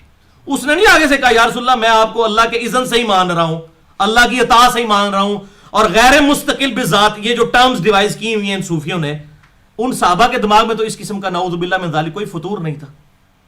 آپ فرمائیں قل بل ما شاء اللہ وحدہ, جو اکیلا اللہ چاہے. یہاں پر آپ نے, وہاں ہے واللہ ورسولہ اعلم, لیکن یہاں پہ کہہ دیا جو اکیلا اللہ چاہے. تکوینی امور تقدیر کے, اور آپ دیکھ لیں ہماری بسوں کے اوپر لکھا ہوتا ہے اللہ نبی وارث. اندازہ کریں, ٹھیک ہے. اور لوگ اکثر دعا دے رہے ہوتے ہیں اللہ اور اس کے رسول کے حوالے, نعوذ باللہ من ذالک. اس سے بڑا کوئی گستاخ رسول نہیں ہے. یہ رسول اللہ کی توہین ہے خدا کے لیے. سن نبی داؤد اور سن ابن ماجہ میں صحیح حدیث ہے, ایک صحابی ہیرا نامی جگہ سے آئے, کوفے کے پاس نجدیوں کا علاقہ تھا, آ کر رسول اللہ صلی اللہ علیہ وسلم کو سجدہ کیا. آپ نے فرمایا اٹھ سر اٹھا, یہ کیا کر رہا ہے؟ اس نے کہا یا رسول اللہ صلی اللہ علیہ وسلم کہ میں نے تو وہاں پہ دیکھا ہے کہ اپنے سردار کو سجدہ کیا جاتا ہے, تو آپ زیادہ حقدار ہیں کہ آپ کو سجدہ کیا جائے. یہ صحابی نے اجتہاد کیا تھا. یہ اجتہاد ہوتا ہے نا, قیاس کرنا اس بات پر. قیاس اور اجتہاد اسی وقت مانا جائے گا جب کتاب و سنت اور اجماع کے خلاف نہ ہو, ورنہ اٹھا کے پرے پھینکا جائے گا. اللہ کے محبوب صلی اللہ علیہ وسلم نے صحابی کا بھی اجتہاد نہیں مانا اس معاملے میں. آپ نے فرمایا بتاؤ جب میں فوت ہو جاؤں گا اور تم میری قبر کے پاس سے گزرو گے, کیا میری قبر پہ بھی سجدہ کرو گے؟ انہوں نے کہا یا رسول اللہ معاذ اللہ. یعنی اتنا ان کو بھی پتا تھا جو آج کے مسلمانوں کو نہیں پتا. ان کو بھی پتا تھا قبر پہ سجدہ نہیں. تو آپ نے فرمایا پھر مجھے سجدہ کیوں کرتے ہو؟ اگر میں سجدہ جائز سمجھتا تو بیویوں کو کہتا کہ وہ اپنے خامدوں کو سجدہ کریں اس حق کے سبب جو اللہ تعالیٰ نے ان کو دیا ہے. یہ حدیث آخری حصہ ہی بس مشہور ہے, اور یہ جناب خاوند راگ لاپتے رہتے ہیں, بیویاں پھر بھی گل کو نہیں مان دیا. اور میں نے اپنی بیوی سے ایک دفعہ بات کی, اس نے کہا جی الفاظ پہ غور کریں نا, اس میں ہے کہ اگر جائز سمجھتا, تو جائز تو نہیں سمجھا. میں اچھا میں فارغ ہو گیا. تو بھائی میرے یہ ترغیب دلانے کے لیے, جیسے بخاری اور مسلم کی حدیث ہے اگر مجھے امت کا خیال نہ ہوتا تو میں مسواک کا حکم دے دیتا. اس کا یہ رزلٹ نہیں نکالا جائے گا کہ مسواک ضروری نہیں ہے, اس کا مطلب مسواک کی جائے. اسی طریقے سے وہاں پہ بھی خاوند کا جو اللہ نے مرتبہ رکھا ہے وہ قائم ہے اپنی جگہ، یہ بات یاد رکھیں. تو یہ اس طریقے سے نہیں ہے. اچھا اسی طریقے سے اس سے بھی خطرناک چیز میں آپ کو حیران کن بات بتاؤں، میں کانپ اٹھا جب میں نے یہ حدیث پڑھی. صحیح مسلم میں مجھے نمبر بھی یاد ہے، 2010 نمبر حدیث ہے، کتاب الجمعہ چیپٹر کے اندر. ایک صحابی حضور کے سامنے تقریر کر رہے ہیں صلی اللہ علیہ وآلہ وسلم، اور وہ تقریر کے دوران کہتے ہیں من یطع الرسول من یطع اللہ ورسولہ فقد فاز فوزا عظیما، جو کوئی اللہ اور اس کے رسول کی اطاعت کرے وہ کامیاب ہوا اور بہت بڑے مرتبے پر فائز ہوا. اور ساتھ ہی اس نے کہا ومن یعصہما، اور جس نے ان دونوں کی نافرمانی کی فقد غوا، تو وہ تو گمراہ ہو گیا. آپ صلی اللہ علیہ وسلم کو غصہ آ گیا. آپ صلی اللہ علیہ وسلم نے فرمایا بئس الخطیب انت، کتنا برا خطیب ہے تو نے یہ کیوں کہا ومن یعصہما؟ تجھے کہنا چاہیے تھا ومن یعص اللہ ورسولہ، جس نے اللہ اور اس کے رسول کی نافرمانی کی. تو نے یہ کیوں کہا کہ جس نے ان دونوں کی نافرمانی کی؟ واللہ گرامر کی روح سے اس بندے نے کوئی غلط بات نہیں کی تھی، آؤٹ آف کنٹیکسٹ نہیں تھی. میں آپ کو ترجمہ کر کے بتاتا ہوں. جو کوئی اللہ اور اس کے رسول کی اطاعت کرے وہ کامیاب ہو گیا، اور جو ان دونوں کی نافرمانی کرے وہ گمراہ ہو گیا. اس جملے میں کون سا شرک ہے بتائیں مجھے، لٹریچر کے پوائنٹ آف ویو سے، آؤٹ آف کنٹیکسٹ بھی نہیں ہے. لیکن میرے امام الموحدین صلی اللہ علیہ وسلم کس درجے میں توحید کے معاملے میں سینسٹیو تھے، حساس تھے. بئس الخطیب انت، کتنا برا خطیب ہے تو. قل من یعص اللہ ورسولہ فقد ضل ضلالا بعیدا، یا فقد غوا، جو اللہ اور اس کے رسول کی نافرمانی کرے. اب ان کا لادہ کرو، یہ نہ کوئی ان دونوں. انہوں نے نہیں آگے کہا یا رسول اللہ صلی اللہ علیہ وسلم میں کوئی تو، بلکہ ان سے تو آپ گمان بھی نہیں کر سکتے وہ خدا کا نظریہ رکھتے ہوں گے نبی صلی اللہ علیہ وسلم کے لیے. اب یہ حدیثیں مسلم شریف میں موجود ہیں لیکن ٹنیوں کو نہیں پتا، کیونکہ سنی بنیں گے، بکش سنی بنیں گے تو پتا چلے گا. اچھا اس کا ایک طریق ابو داؤد میں ہے، اس میں آگے الفاظ ہیں قم اذهب، اٹھ اور ادھر سے دفع ہو جا، اپنی شکل مجھ سے دور کر دے.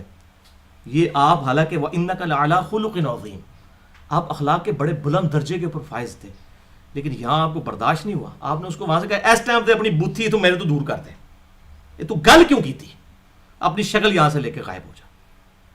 تو یہ یہاں پر جناب شعر کہہ رہے ہوتے ہیں خدا کا پکڑا چھڑائے محمد، محمد کا پکڑا چھڑا کوئی نہیں سکتا، نعوذ باللہ. اور پھر حدیث شفاعت کے ساتھ اسے ریلیٹ کریں، خدا کے لیے شفاعت دھونس کے ساتھ نہیں ہے بلکہ اللہ کے اذن کے ساتھ ہے.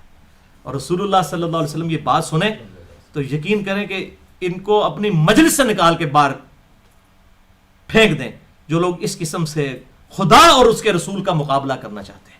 اللہ اور اس کے رسول ایک آرگینک ہول ہے، ان کی دعوت ایک ہے، ان کو ایک دوسرے کے مقابلے پر تو نہ کھڑا کریں. اللہ کے محبوب صلی اللہ علیہ وسلم اسی کی شفاعت کریں گے جس کے بارے میں اللہ تعالیٰ اذن دے گا، دھونس کے ساتھ تو نہیں کریں گے نعوذ باللہ.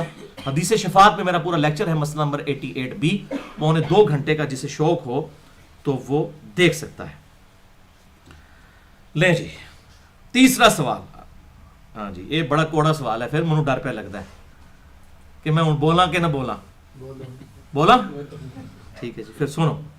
کیا شادی کے بعد عورت اپنے نام کے ساتھ خاوند کا نام لگا سکتی ہے اور باپ کا نام بدل سکتی ہے؟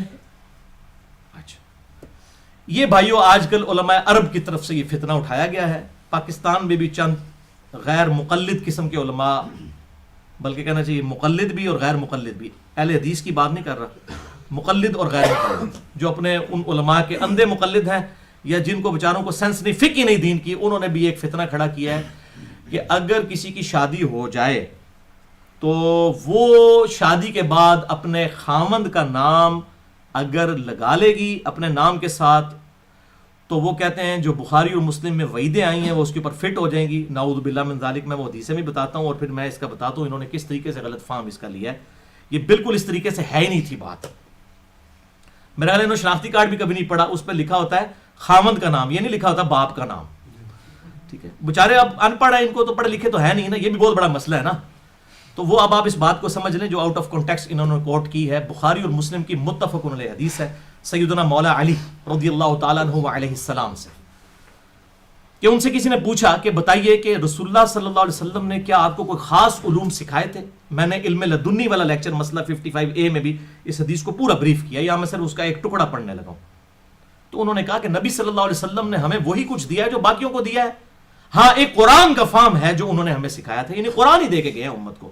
یا انہوں نے اپنے تلوار کی نیام سے کچھ صحیفے نکالے جن میں دیت اور قصاص کے احکامات لکھے ہوئے تھے، اور اس میں یہ بات بھی لکھی ہوئی تھی کہ جو شخص اپنے باپ کا نام بدل لے، اپنے آپ کو کسی دوسرے باپ کی طرف منسوب کرے، جس طرح آج کل لے پالک بچے لیے جاتے ہیں اس کے باپ کا نام تبدیل کر دیا جاتا ہے، تو نبی صلی اللہ علیہ وسلم نے فرمایا ایسے شخص پر اللہ کی لعنت، اللہ کے فرشتوں کی لعنت اور تمام لعنت کرنے والے انسانوں کی لعنت ہے جو اپنے باپ کا نام بدل لے اور اپنے آپ کو کسی اور باپ کی طرف منسوب کرنا شروع کرتے ہیں.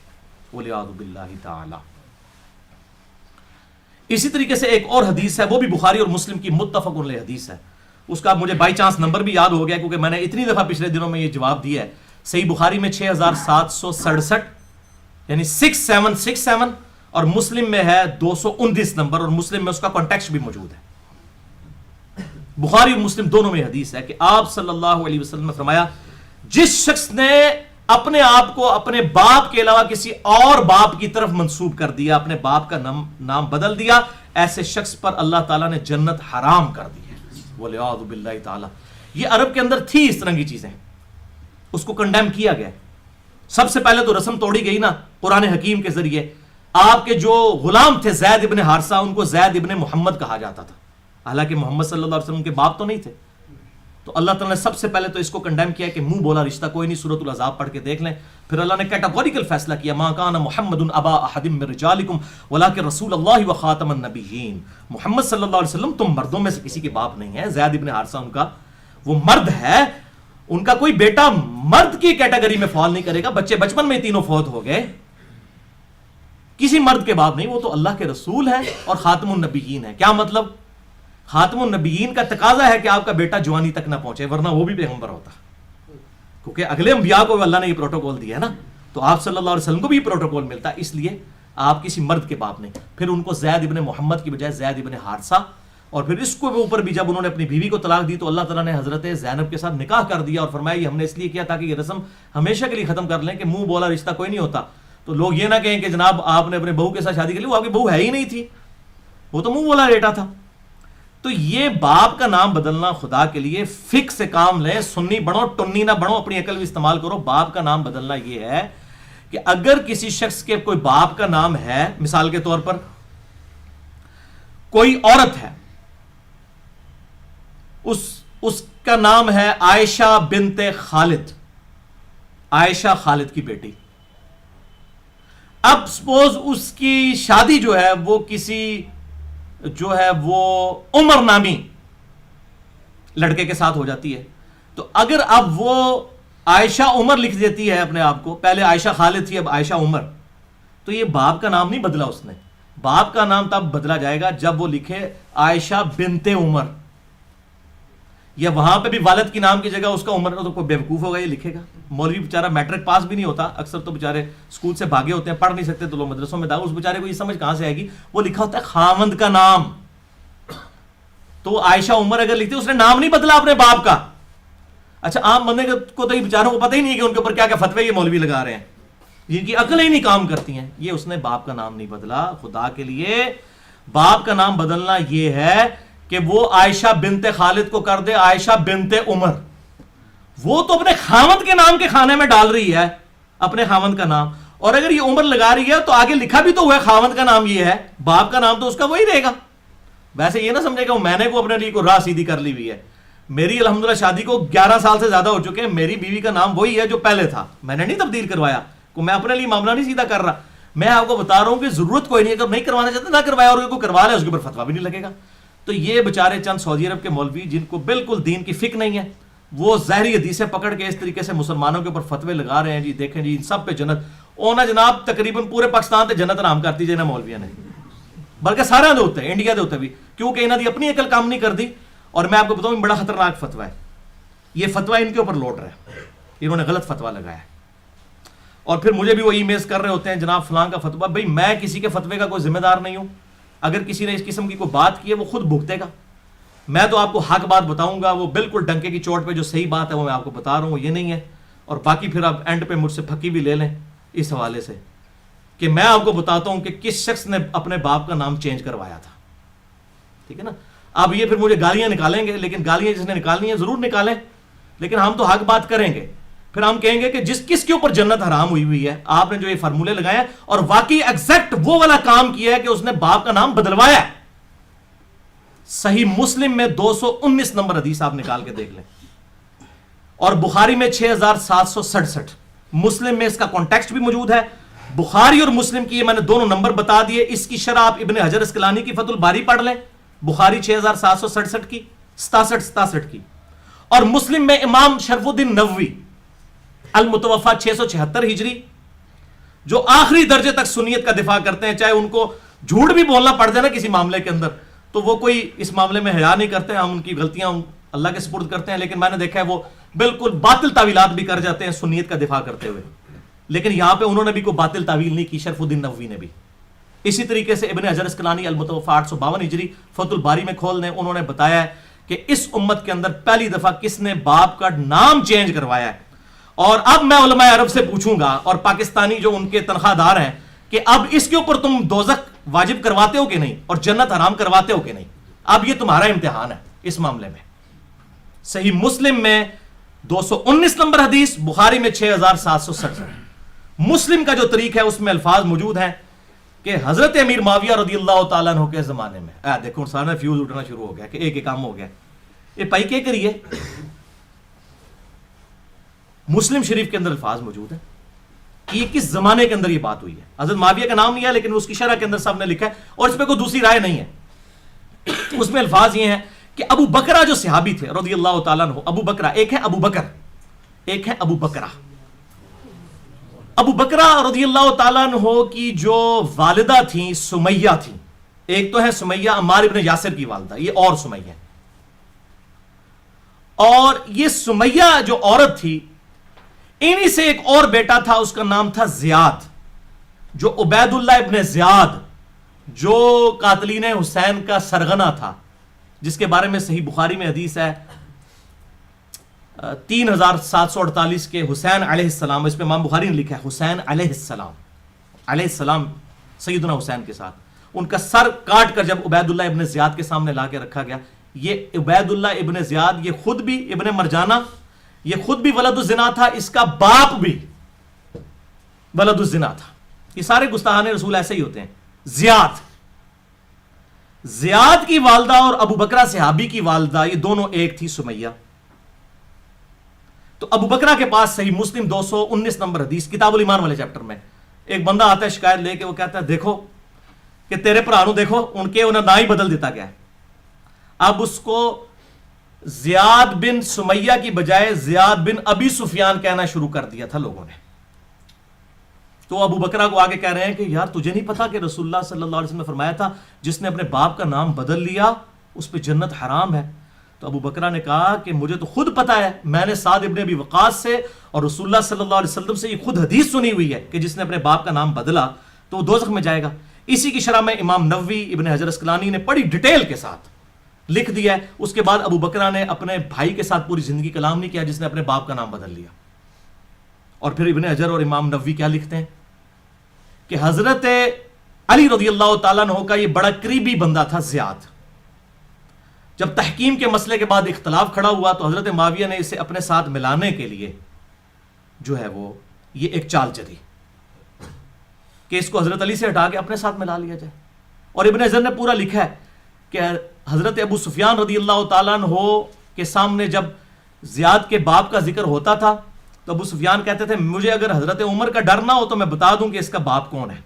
اصل میں وہ خود تھے, کیونکہ انہوں نے زمانے جاہلیت میں اس کی ماں کے ساتھ زنا کیا ہوا تھا اور اس سے زیاد پیدا ہوا تھا. حضرت عمر سے ڈرتے تھے تو نام نہیں بتاتے تھے حضرت ابو سفیان کہ اس کا باپ میں ہوں. پھر حضرت معاویہ کا دور آیا تو حضرت معاویہ نے جو ہے وہ خط لکھا کہ زیاد تو میرے ساتھ مل جا, میرے باپ نے تیری ماں کے ساتھ زنا کیا تھا تو میرا بھائی ہے. استغفر اللہ. تو بخاری اور مسلم کی متفق علیہ حدیث ہے کہ اولاد اس کی ہوتی ہے جس کے بسترے کے اوپر پیدا ہو، چاہے وہ ولد زنا ہوگی، کاؤنٹ اس کے کھاتے میں ہوگی. حرامی جو شخص ہوگا اس کو آپ یہ کہیں کہ یہ میرا بھائی بن گیا. اب یہ انہوں نے بھائی بنا لیا اس کو زیاد بن ابی سفیان کہا جانا شروع ہو گیا، اور پھر وہ حضرت علی سے ٹوٹ کے جو ہے وہ لگ گیا حضرت معاویہ کے ساتھ، اور بعد میں اس کے بیٹے نے بھی کام ڈال دیا.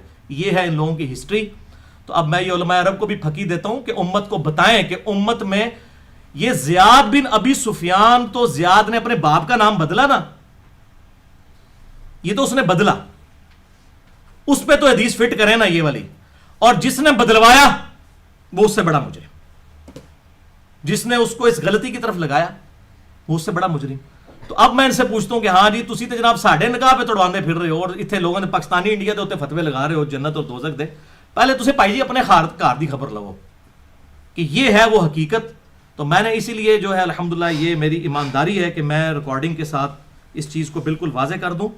اور میں ان کو اب پھکی بھی اس حوالے سے ایک اور دے دیتا ہوں. یہ پھکی نہیں تھی ابھی، الگ پھکی باقی ہے، اینٹی وینم نظامی جواب باقی ہے کہ یہ جو جی اپنے باپ کے نام کو بدل دیں. ہماری ایک ماں ہے ام سلمہ، نام سنا ہوا آپ نے، رضی اللہ تعالی عنہ. یہ سب سے آخر میں حضور صلی اللہ علیہ وسلم کی بیوی ہیں جو فوت ہوئی ہیں. واقعہ کربلا بھی ان کی زندگی میں ہوا تھا. ان کا نام کیا ہے؟ ام سلمہ، سلمہ کی ماں.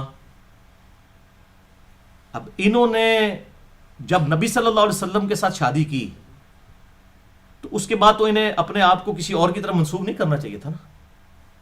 یہ تو ہونا چاہیے تھا کہ میں بیوی ہوں نبی صلی اللہ علیہ وسلم کی. ام سلمہ کیوں؟ اپنے باپ کے ساتھ بھی منسوب نہیں کیا، الٹا اپنی اولاد کے ساتھ اپنے آپ کو منسوب کرنا شروع کر دیا. تو اس قسم کی کنیت رکھنے سے کوئی فرق نہیں پڑتا، وہ زوجۃ الرسول ہی رہیں گی. اس طریقے سے ایک اور صحابیاں ہیں ام سلیم. سلیم عربی میں کہتے ہیں، عربی میں ہم سلیم لفظ بولتے ہیں، اردو میں سلیم. اب سلیم جو ان کا بیٹا ہے وہ ام سلیم ہے. اب انہوں نے اپنے باپ کے نام کی جگہ، ان مولوی ہوتے ہیں نا آج کل ان پڑھ جاہل مولوی، یہ کہنا جی باپ کا نام ہٹا کے دیکھیں بیٹے کا نام لگا دیا ہے، ام سلیم ہوتے بھی جناب دوزخ واجب کروا دیں دے. حالانکہ بخاری اور مسلم کی حدیث ہے یہ وہی ہیں جن کے گھر آپ صلی اللہ علیہ وسلم کیلولا کرتے تھے اور آپ کا یہ پسینہ مبارک خوشبو کے لیے جمع کرتی تھی ام سلیم.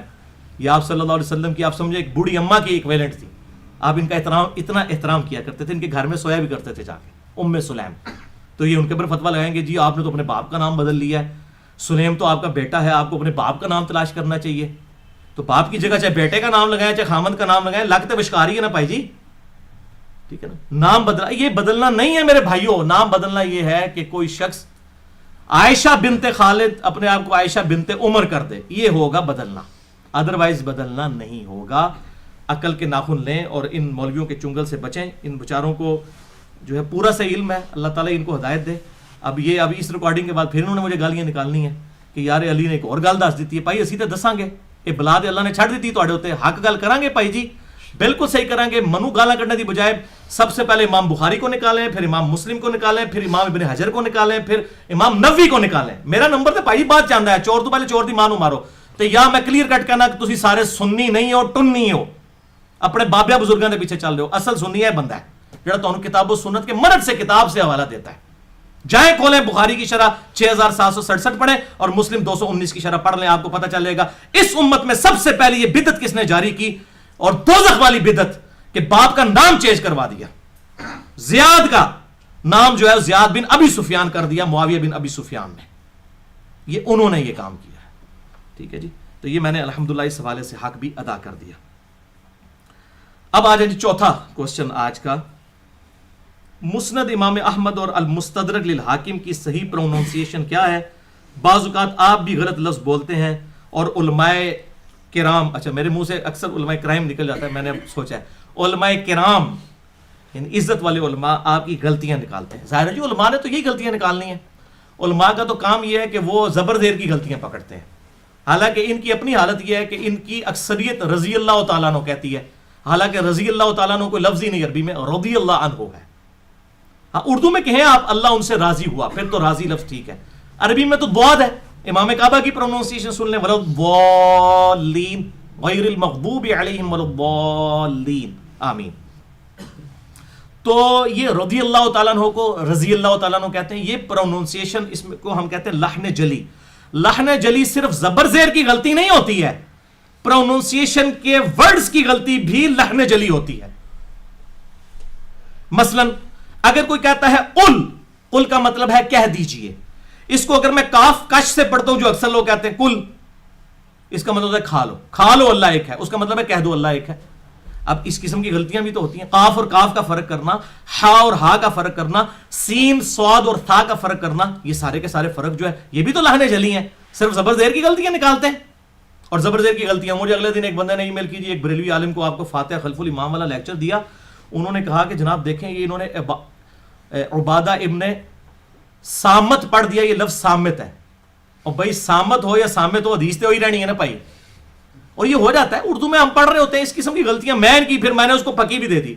मैंने कहा तुम्हारे सारे उलमा कैटेगोरिकली अहमद रजा खान बरेलवी कहते हैं, रजा लफ्ज ही नहीं है, लफ्ज है रिजा, मर्जी। मुझे एक मौलवी बताओ जो रिजा लफ्ज बोलता हो। ना तो मैं भी रजा ही बोलते हैं हम, रजा। अब मैं गलती निकालनी शुरू कर दूं, मैं तो सारे बरेलवियों को एक कलम से फारिग कर दूंगा, इनके सारे मौलवियों को जो कहते हैं अहमद रजा बरेलवी साहब, ये है अहमद रिजा। तो सारे फारिग हो जाएंगे। इस किस्म की गलतियां निकालना ये हमें अल्हम्दुलिल्लाह पता होती है, लेकिन हम उर्दू में चूंकि बोल रहे होते हैं। अब लफ्ज है मुहम्मद सल्लल्लाहु अलैहि वसल्लम, लेकिन हम जब बोलते हैं आम में तो हम मोहम्मद कह देते हैं, हालांकि ये भी लहने जली है।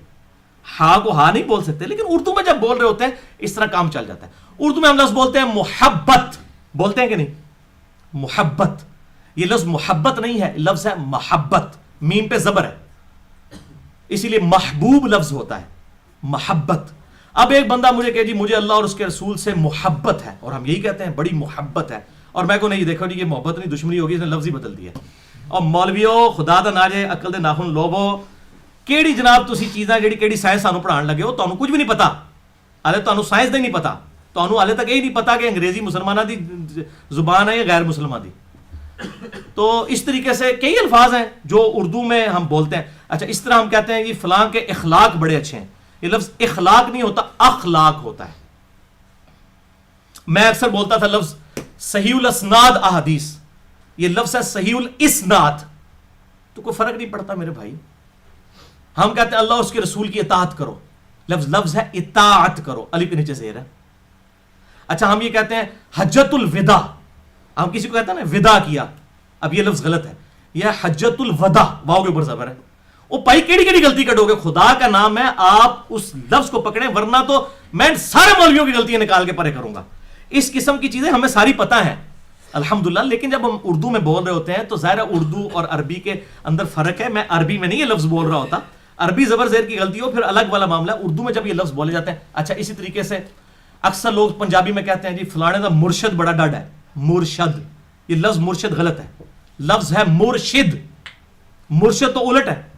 नबी सल्लल्लाहु अलैहि वसल्लम हमारे मुर्शिद हैं, हमें हदायत देने वाले, और हम नबी सल्लल्लाहु अलैहि वसल्लम के मुर्शद हैं, हमें नबी सल्लल्लाहु अलैहि वसल्लम ने हदायत दी। अच्छा, कहते फलाने सैयद ने, सईदा दी गल है, सैयद लफ्ज गलत है, सैयद लफ्ज है। नबी सल्लल्लाहु अलैहि वसल्लम हमारे सैयद हैं, हमारे सरदार, और हम आप सल्लल्लाहु अलैहि वसल्लम के सैयद हैं। अब ये जबर और जेर से कितना फर्क पड़ता है। ये अक्सर वो नारा लगा रहे होते हैं सैयदी मुर्शदी, आगे कहते हैं या नबी, आला होना चाहिए उम्मती उम्मती, ये सैयदी मुर्शिदी लफ्ज है, लेकिन ये मौलवी नारे भी नहीं सही करवा सके इनसे। ओ मेरे भाई, अगर इस तरीके से छोटी छोटी गलतियां हम जबर जेर की निकालनी शुरू कर दें तो ये लफ्ज है मुस्नद अहमद। मैं भी कई बार बोलता था मुस्नद अहमद, अहमद हम उर्दू में जब, अब मेरे बेटे का नाम अहमद है लेकिन मैं उसको अहमद कहता हूं, अब आप सुन रहे हो कहते बड़ा औखा जी अहमद, लफ्ज तो अहमद ही है, लेकिन उर्दू में हम कहते हैं अहमद, तो गलत नहीं हो जाएगा। उर्दू में ये जो है वो आप कह रहे हैं कि एक चीज चल पड़ी है, जब एक चीज गलतुल आम होती है और उसको उस तरीके से एक्सेप्ट किया जा रहा होता है, वो चीज चल जाती है, तो ये लफ्ज है मुस्नद अहमद। इसी तरीके से अल मुस्तदरक लिल हाकिम, मुस्तदरक कहते हैं छूटी हुई हदीसें, बुखारी और मुस्लिम की छूटी हुई हदीसें इमाम हाकिम निशापुरी ने जमा की 8956। इस किताब का नाम है अल मुस्तदरक लिल हाकिम अला सहीहैन, बुखारी और मुस्लिम की छूटी हुई हदीसों को मैंने जमा किया है उन्हीं रावियों से। 8956 हदीसें इमाम हाकिम निशापुरी अल मुतवफ़ा 405 ہجری انہوں نے یہ جمع کیا، جو امام طبرانی کے شاگرد ہیں اور امام بہقی کے استاد ہیں امام حاکم نیشابوری. تو اس قسم کے الفاظ.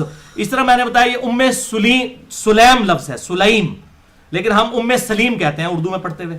آپ کہتے ہیں ادھر سلیم ہے، سلیم لفظ ہے، اور بھائی سلیم کہہ لو یا سلیم کہہ لو، سمجھ تو آ گئی نا.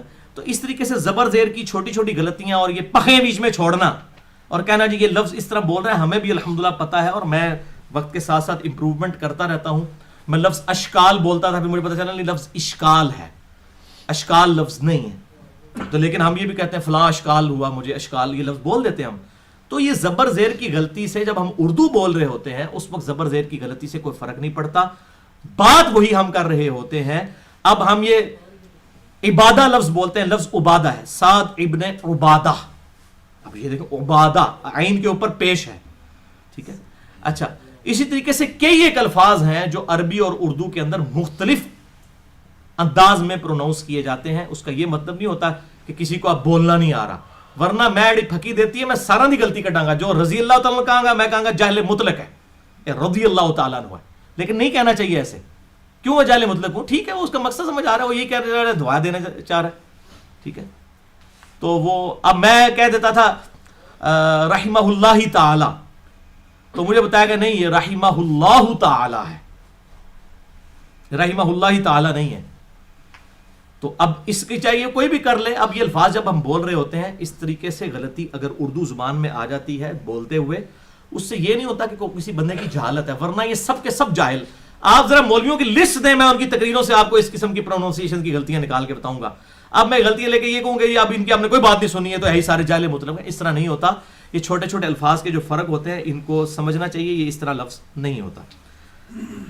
5واں سوال اب دیکھ لینا، یہ عمران بھائی کا سوال آ گیا. عمران بھائی نے میری جان میں مصیبت پا دیتی ہوئی ہے. کیا نماز ہاتھ چھوڑ کر پڑھنا یعنی ارسال الیدین کرنا، جیسے ہم ربنا لک الحمد کہہ کے ہاتھ چھوڑ دیتے ہیں، اس حالت میں قیام کرنا نماز کا ثابت ہے؟ تو بھائیو اب یہ سوال جو ہے وضع الیدین یعنی ہاتھوں کو باندھنا اور ارسال الیدین یعنی ہاتھوں کو چھوڑ دینا، تو یہ بھائیو دونوں طریقے سنت سے ثابت ہیں. اور جب سنت کی ہم بات کرتے ہیں تو سنت میں حدیث موقوف بھی شامل ہوتی ہے اور حدیث مرفوع بھی، یعنی صحابہ کا عمل بھی شامل ہوتا ہے بشرطے کہ باقی صحابہ ان کو غلط نہ کہتے ہیں. اگر باقی کہیں گے پھر ہم اتفاق دیکھیں گے، جیسے کہ معوذتین کے معاملے میں ابن مسعود رضی اللہ تعالیٰ عنہ کے ساتھ باقی لوگوں کا اختلاف تھا، اور ان کا رجوع بھی ظاہر شامل ثابت ہو جاتا ہے کیونکہ ان سے تواتر سے جو قرات آئی ہے امام حفص کی اس میں معوذتین موجود ہے. تو صحابہ کا اجماع حجت ہے، یا کسی انڈیویجول صحابی کی بات بھی حجت ہو سکتی ہے اگر باقی لوگ مخالفت نہ کریں. مخالفت آ جائے پھر ہم دیکھیں گے جمہور کی رائے کیا ہے. تو ارسال الیدین یعنی ہاتھ چھوڑ کر نماز پڑھنا، نبی صلی اللہ علیہ وسلم سے بھی ایسی حدیثیں ملتی ہیں لیکن کوئی اصول محدثین پر ثابت نہیں ہے. ایک حدیث ہے سنن طبرانی کے اندر کہ نبی صلی اللہ علیہ وسلم کبھی قیام میں ہاتھ چھوڑ کر نماز پڑھا کرتے تھے، کبھی ہاتھ باندھ کر، لیکن اس میں خصیب الجحدر راوی جو ہے، خصیب بن جحدر، یہ راوی جو ہے یہ کذاب راوی ہے، اس لیے اصول محدثین پر یہ روایت صحیح نہیں ہے. لیکن امیر المؤمنین سیدنا ابو بکر الصدیق رضی اللہ تعالی عنہ وعلیہ السلام کے نواسے اور سیدنا زبیر رضی اللہ تعالی عنہ وعلیہ السلام کے بیٹے اور نبی صلی اللہ علیہ وسلم کے صحابی، جن کے بارے میں صحیح بخاری میں آتا ہے نبی صلی اللہ علیہ وسلم نے خود اپنے مبارک ہاتھوں سے ان کو گٹھی دی تھی. عبداللہ ابن زبیر رضی اللہ تعالی عنہ، سیدہ عائشہ کے بھانجے، اسما بنت ابی بکر کے بیٹے، خود بھی صحابی، صحابی کے بیٹے، صحابی کے نواسے، اور عام صحابی نہیں، حضرت ابو بکر، مولا ابو بکر علیہ السلام خلیفۃ الرسول، ان کے نواسے ہیں. اور بیٹے ہیں زبیر رضی اللہ تعالیٰ عنہ کے جو عشرہ مبشرہ میں شامل ہیں. یہ کوئی عام آدمی ہے عبداللہ ابن زبیر رضی اللہ تعالیٰ عنہ. اور آپ کو حیرانگی ہوگی عبداللہ ابن زبیر وہ صحابی ہیں کہ جو ہم سب سے زیادہ، میں نے رفع الیدین والے لیکچر میں مسئلہ نمبر 70B میں بھی ان کی حدیث پیش کی تھی کہ عطا بن ابی رباح रहमहुल्लाह जो ताबी थे, उनको किसी ने रफल यदैन करते हुए देखा। सुनन कुबरा अल बहकी में हदीस है सही सनद के साथ। ये इमाम अबू हनीफा के उस्ताद हैं अता बिन अबी रबाह, और इमाम हनीफा से तारीख बगदाद में सही सनद के साथ ये रिवायत है कि मैंने अता बिन अबी रबाह से अफजल शख्स रूए जमीन पर नहीं देखा। और इसमें इंप्लाइड है कि अगर किसी सहाबी को देखा होता तो उसका नाम लेते। इसी से मैं कहता हूं कि इमाम हनीफा रहमहुल्लाह अल मुतवफ़ा 150 हिजरी वो ताबी नहीं है, तबा ताबी है, क्योंकि उन्होंने खुद कहा मैंने अता बिन अबी रबाह से अफजल शख्स कोई नहीं देखा। सहाबी कोई भी होता उनसे तो अफजल होता अता बिन अबी रबाह। इनको किसी ने रफल यदैन करते हुए देखा, सुनन कुबरा अल बहकी में मौजूद है। मसला नंबर 70 मेरा सुन लें, रफल यदैन से मुतल्लिक फिरका वाराना नजरियात का तहकीकी जायजा। और पूछा बताइए कि आप ये रुकू में जाते वक्त और रुकू से उठते वक्त रफल यदैन क्यों करते हैं? तो अता बिन अबी रबाह ने कहा कि मैंने अब्दुल्ला इब्ने जुबैर रज़ियल्लाहु ताला अन्हु को भी ऐसे करते हुए देखा था, तो मैंने उनसे पूछा कि आप रुकू में जाते वक्त और रुकू से उठते वक्त रफल यदैन क्यों करते हैं? तो उन्होंने कहा कि बेटा मैंने अपने नाना अबू बकर सिद्दीक रज़ियल्लाहु ताला अन्हु को भी देखा था कि वो रुकू में जाते वक्त और रुकू से उठते वक्त रफल यदैन करते थे, तो मैंने भी उनसे पूछा था कि आप ये क्यों करते हैं? तो उन्होंने मुझे बताया कि मैं नबी सल्लल्लाहु अलैहि वसल्लम को मैंने देखा कि आप सल्लल्लाहु अलैहि वसल्लम रुकू में जाते वक्त और रुकू से उठते वक्त रफल यदैन करते थे, इसलिए मैं रफल यदैन करता हूं। इस हदीस से अहलुस सुन्ना ये प्ली लेते हैं कि अता बिन अबी रबाह के जमाने तक ये चीज एस्टेब्लिश थी कि ये रफल यदैन मनसूख नहीं है। अगर मनसूख होता तो वो छोड़ देते। अता बिन अबी रबाह ने किससे सीखी नमाज? अब्दुल्ला इब्ने जुबैर से। अब्दुल्ला इब्ने जुबैर ने किससे सीखी? अबू बकर as-सिद्दीक से, और उन्होंने रसूलुल्लाह सल्लल्लाहु अलैहि वसल्लम से। अब यहां से रफल यदैन निकालते हैं, लेकिन जब हम अब्दुल्ला इब्ने जुबैर का हवाला देते हैं कि हाथ छोड़ के वो नमाज पढ़ते थे, फिर हाथ पांव कांपना शुरू हो जाते हैं इनके। अल मुसन्नफ इब्ने अबी शैबा में सही सनद के साथ इंटरनेशनल नंबर के मुताबिक 3950 नंबर हदीस है, जो शेख ज़ुबैर ज़ई साहब ने भी अपने तौज़ीहुल अहकाम में लिखा है कि हदीस बिल्कुल सही है। बाद में उन्होंने तावील की, लेकिन वो उस तावील का रद्द मैंने अल्हम्दुलिल्लाह कर दिया हुआ है। आज भी मैं बयान कर दूंगा, बिल्कुल बातिल तावील थी। तो उन्होंने भी लिखा ये हदीस बिल्कुल सही है कि अब्दुल्ला इब्ने ज़ुबैर रज़ियल्लाहु ताला अन्हु नमाज में इरसालुल यदैन करते थे, हाथ छोड़कर नमाज पढ़ा करते थे। अब अब्दुल्ला इब्ने ज़ुबैर ने क्या खुद नमाज इजाद की है? सहाबी थे। किससे सीखी? अबू बकर सिद्दीक से, और उन्होंने नबी सल्लल्लाहु अलैहि वसल्लम से। लिहाजा ये इनडायरेक्टली चेन साबित होती है इरसाल यदैन वाली। अच्छा, अब इसमें इशू ये खड़ा हो जाता है, वो कहते हैं कि जी हो सकता है कि अब्दुल्ला इब्ने ज़ुबैर को पता ही ना हो कि हाथ बांधना सुन्नत है। हाँ, तो मुंडे को पता है, तो मौलवियों को तनख्वाहदारां को पता है कि हाथ बांधना सुन्नत है कि छोड़ना। अब्दुल्ला इब्ने ज़ुबैर को नहीं पता, जिन्हें अबू बकर सिद्दीक तो नमाज सीखी है अलैहिस्सलाम रज़ियल्लाहु ताला अन्हु। तो इसकी फकी भी सुन लें। सुनन अबी दाऊद में हदीस है, अब्दुल्ला इब्ने ज़ुबैर कहते हैं कि नबी सल्लल्लाहु अलैहि वसल्लम हमें नमाज की हालत में ये हुक्म देते थे कि हम दायां हाथ बाएं के ऊपर रखें, या ये अल्फाज हैं कि दायां हाथ बाएं पर रखना सुन्नत है। ये अल्फाज है। अब्दुल्ला इब्ने ज़ुबैर को पता है कि दायां हाथ बाएं पर रखना सुन्नत है। अब उनसे तो सुन्नत ढकी छुपी कोई नहीं थी। जो मेरा मौकिफ है कि हाथ बांधना भी सुन्नत है, हाथ छोड़कर भी ये सुन्नत बड़ा स्ट्रांग है। ये बहुत मौकिफ स्ट्रांग है, वरना दूसरा मौकिफ बड़ा खतरनाक है। मेरे पास शेख ज़ुबैर साहब के कुछ जो है वो शागिर्द और मोतकिद लोग आए, उन्होंने मेरे साथ इस मामले पे बहस की। मैंने कहा जी एक ऐसा सहाबी जिसे ये पता है कि दायां हाथ बाएं पे रखना सुन्नत है और वो फिर भी हाथ छोड़कर नमाज पढ़ रहा है, तो इसका क्या रिजल्ट निकलता है? एक रिजल्ट तो ये निकलेगा कि हाथ बांधना मनसूख हो चुका है, तभी तो हाथ छोड़ के नमाज पढ़ रहे हैं ना। उसको आप ये तो नहीं कहेंगे उन तक हदीस नहीं पहुंची, वो तो खुद रवायत कर रहे हैं और सही हदीस है सुनन अबी दाऊद में। शेख ज़ुबैर साहब ने इस पर सेहत का हुक्म लगाया हुआ है। अच्छा, ये तो सीधा सीधा रिजल्ट निकलता है। या दूसरा फिर साढ़े वाला मान लो कि वो भी सुन्नत है, ये भी सुन्नत। तुसी रोंदे पे हो गए रुकू के बाद हाथ बांधने चाहिए कि नहीं? भाई पहले वाले हाथ बांधने पहले संभालो, वो भी इत्थू पे जाना जे। तुसी रुकू के बाद वाली गल दी कर करो, जिहड़ी कि सऊदी अरब के मौलवियों ने बिदत शुरू कर दी है, उन्होंने छड्डो, पहले वाले पहले संभालो कि पहले वाला भी बचता है कि नहीं। इब्ने ज़ुबैर रज़ियल्लाहु ताला अन्हु खुद रावी है कि दायां हाथ बाएं पे रखना सुन्नत है, और फिर वो खुद हाथ छोड़ के नमाज पढ़ते हैं।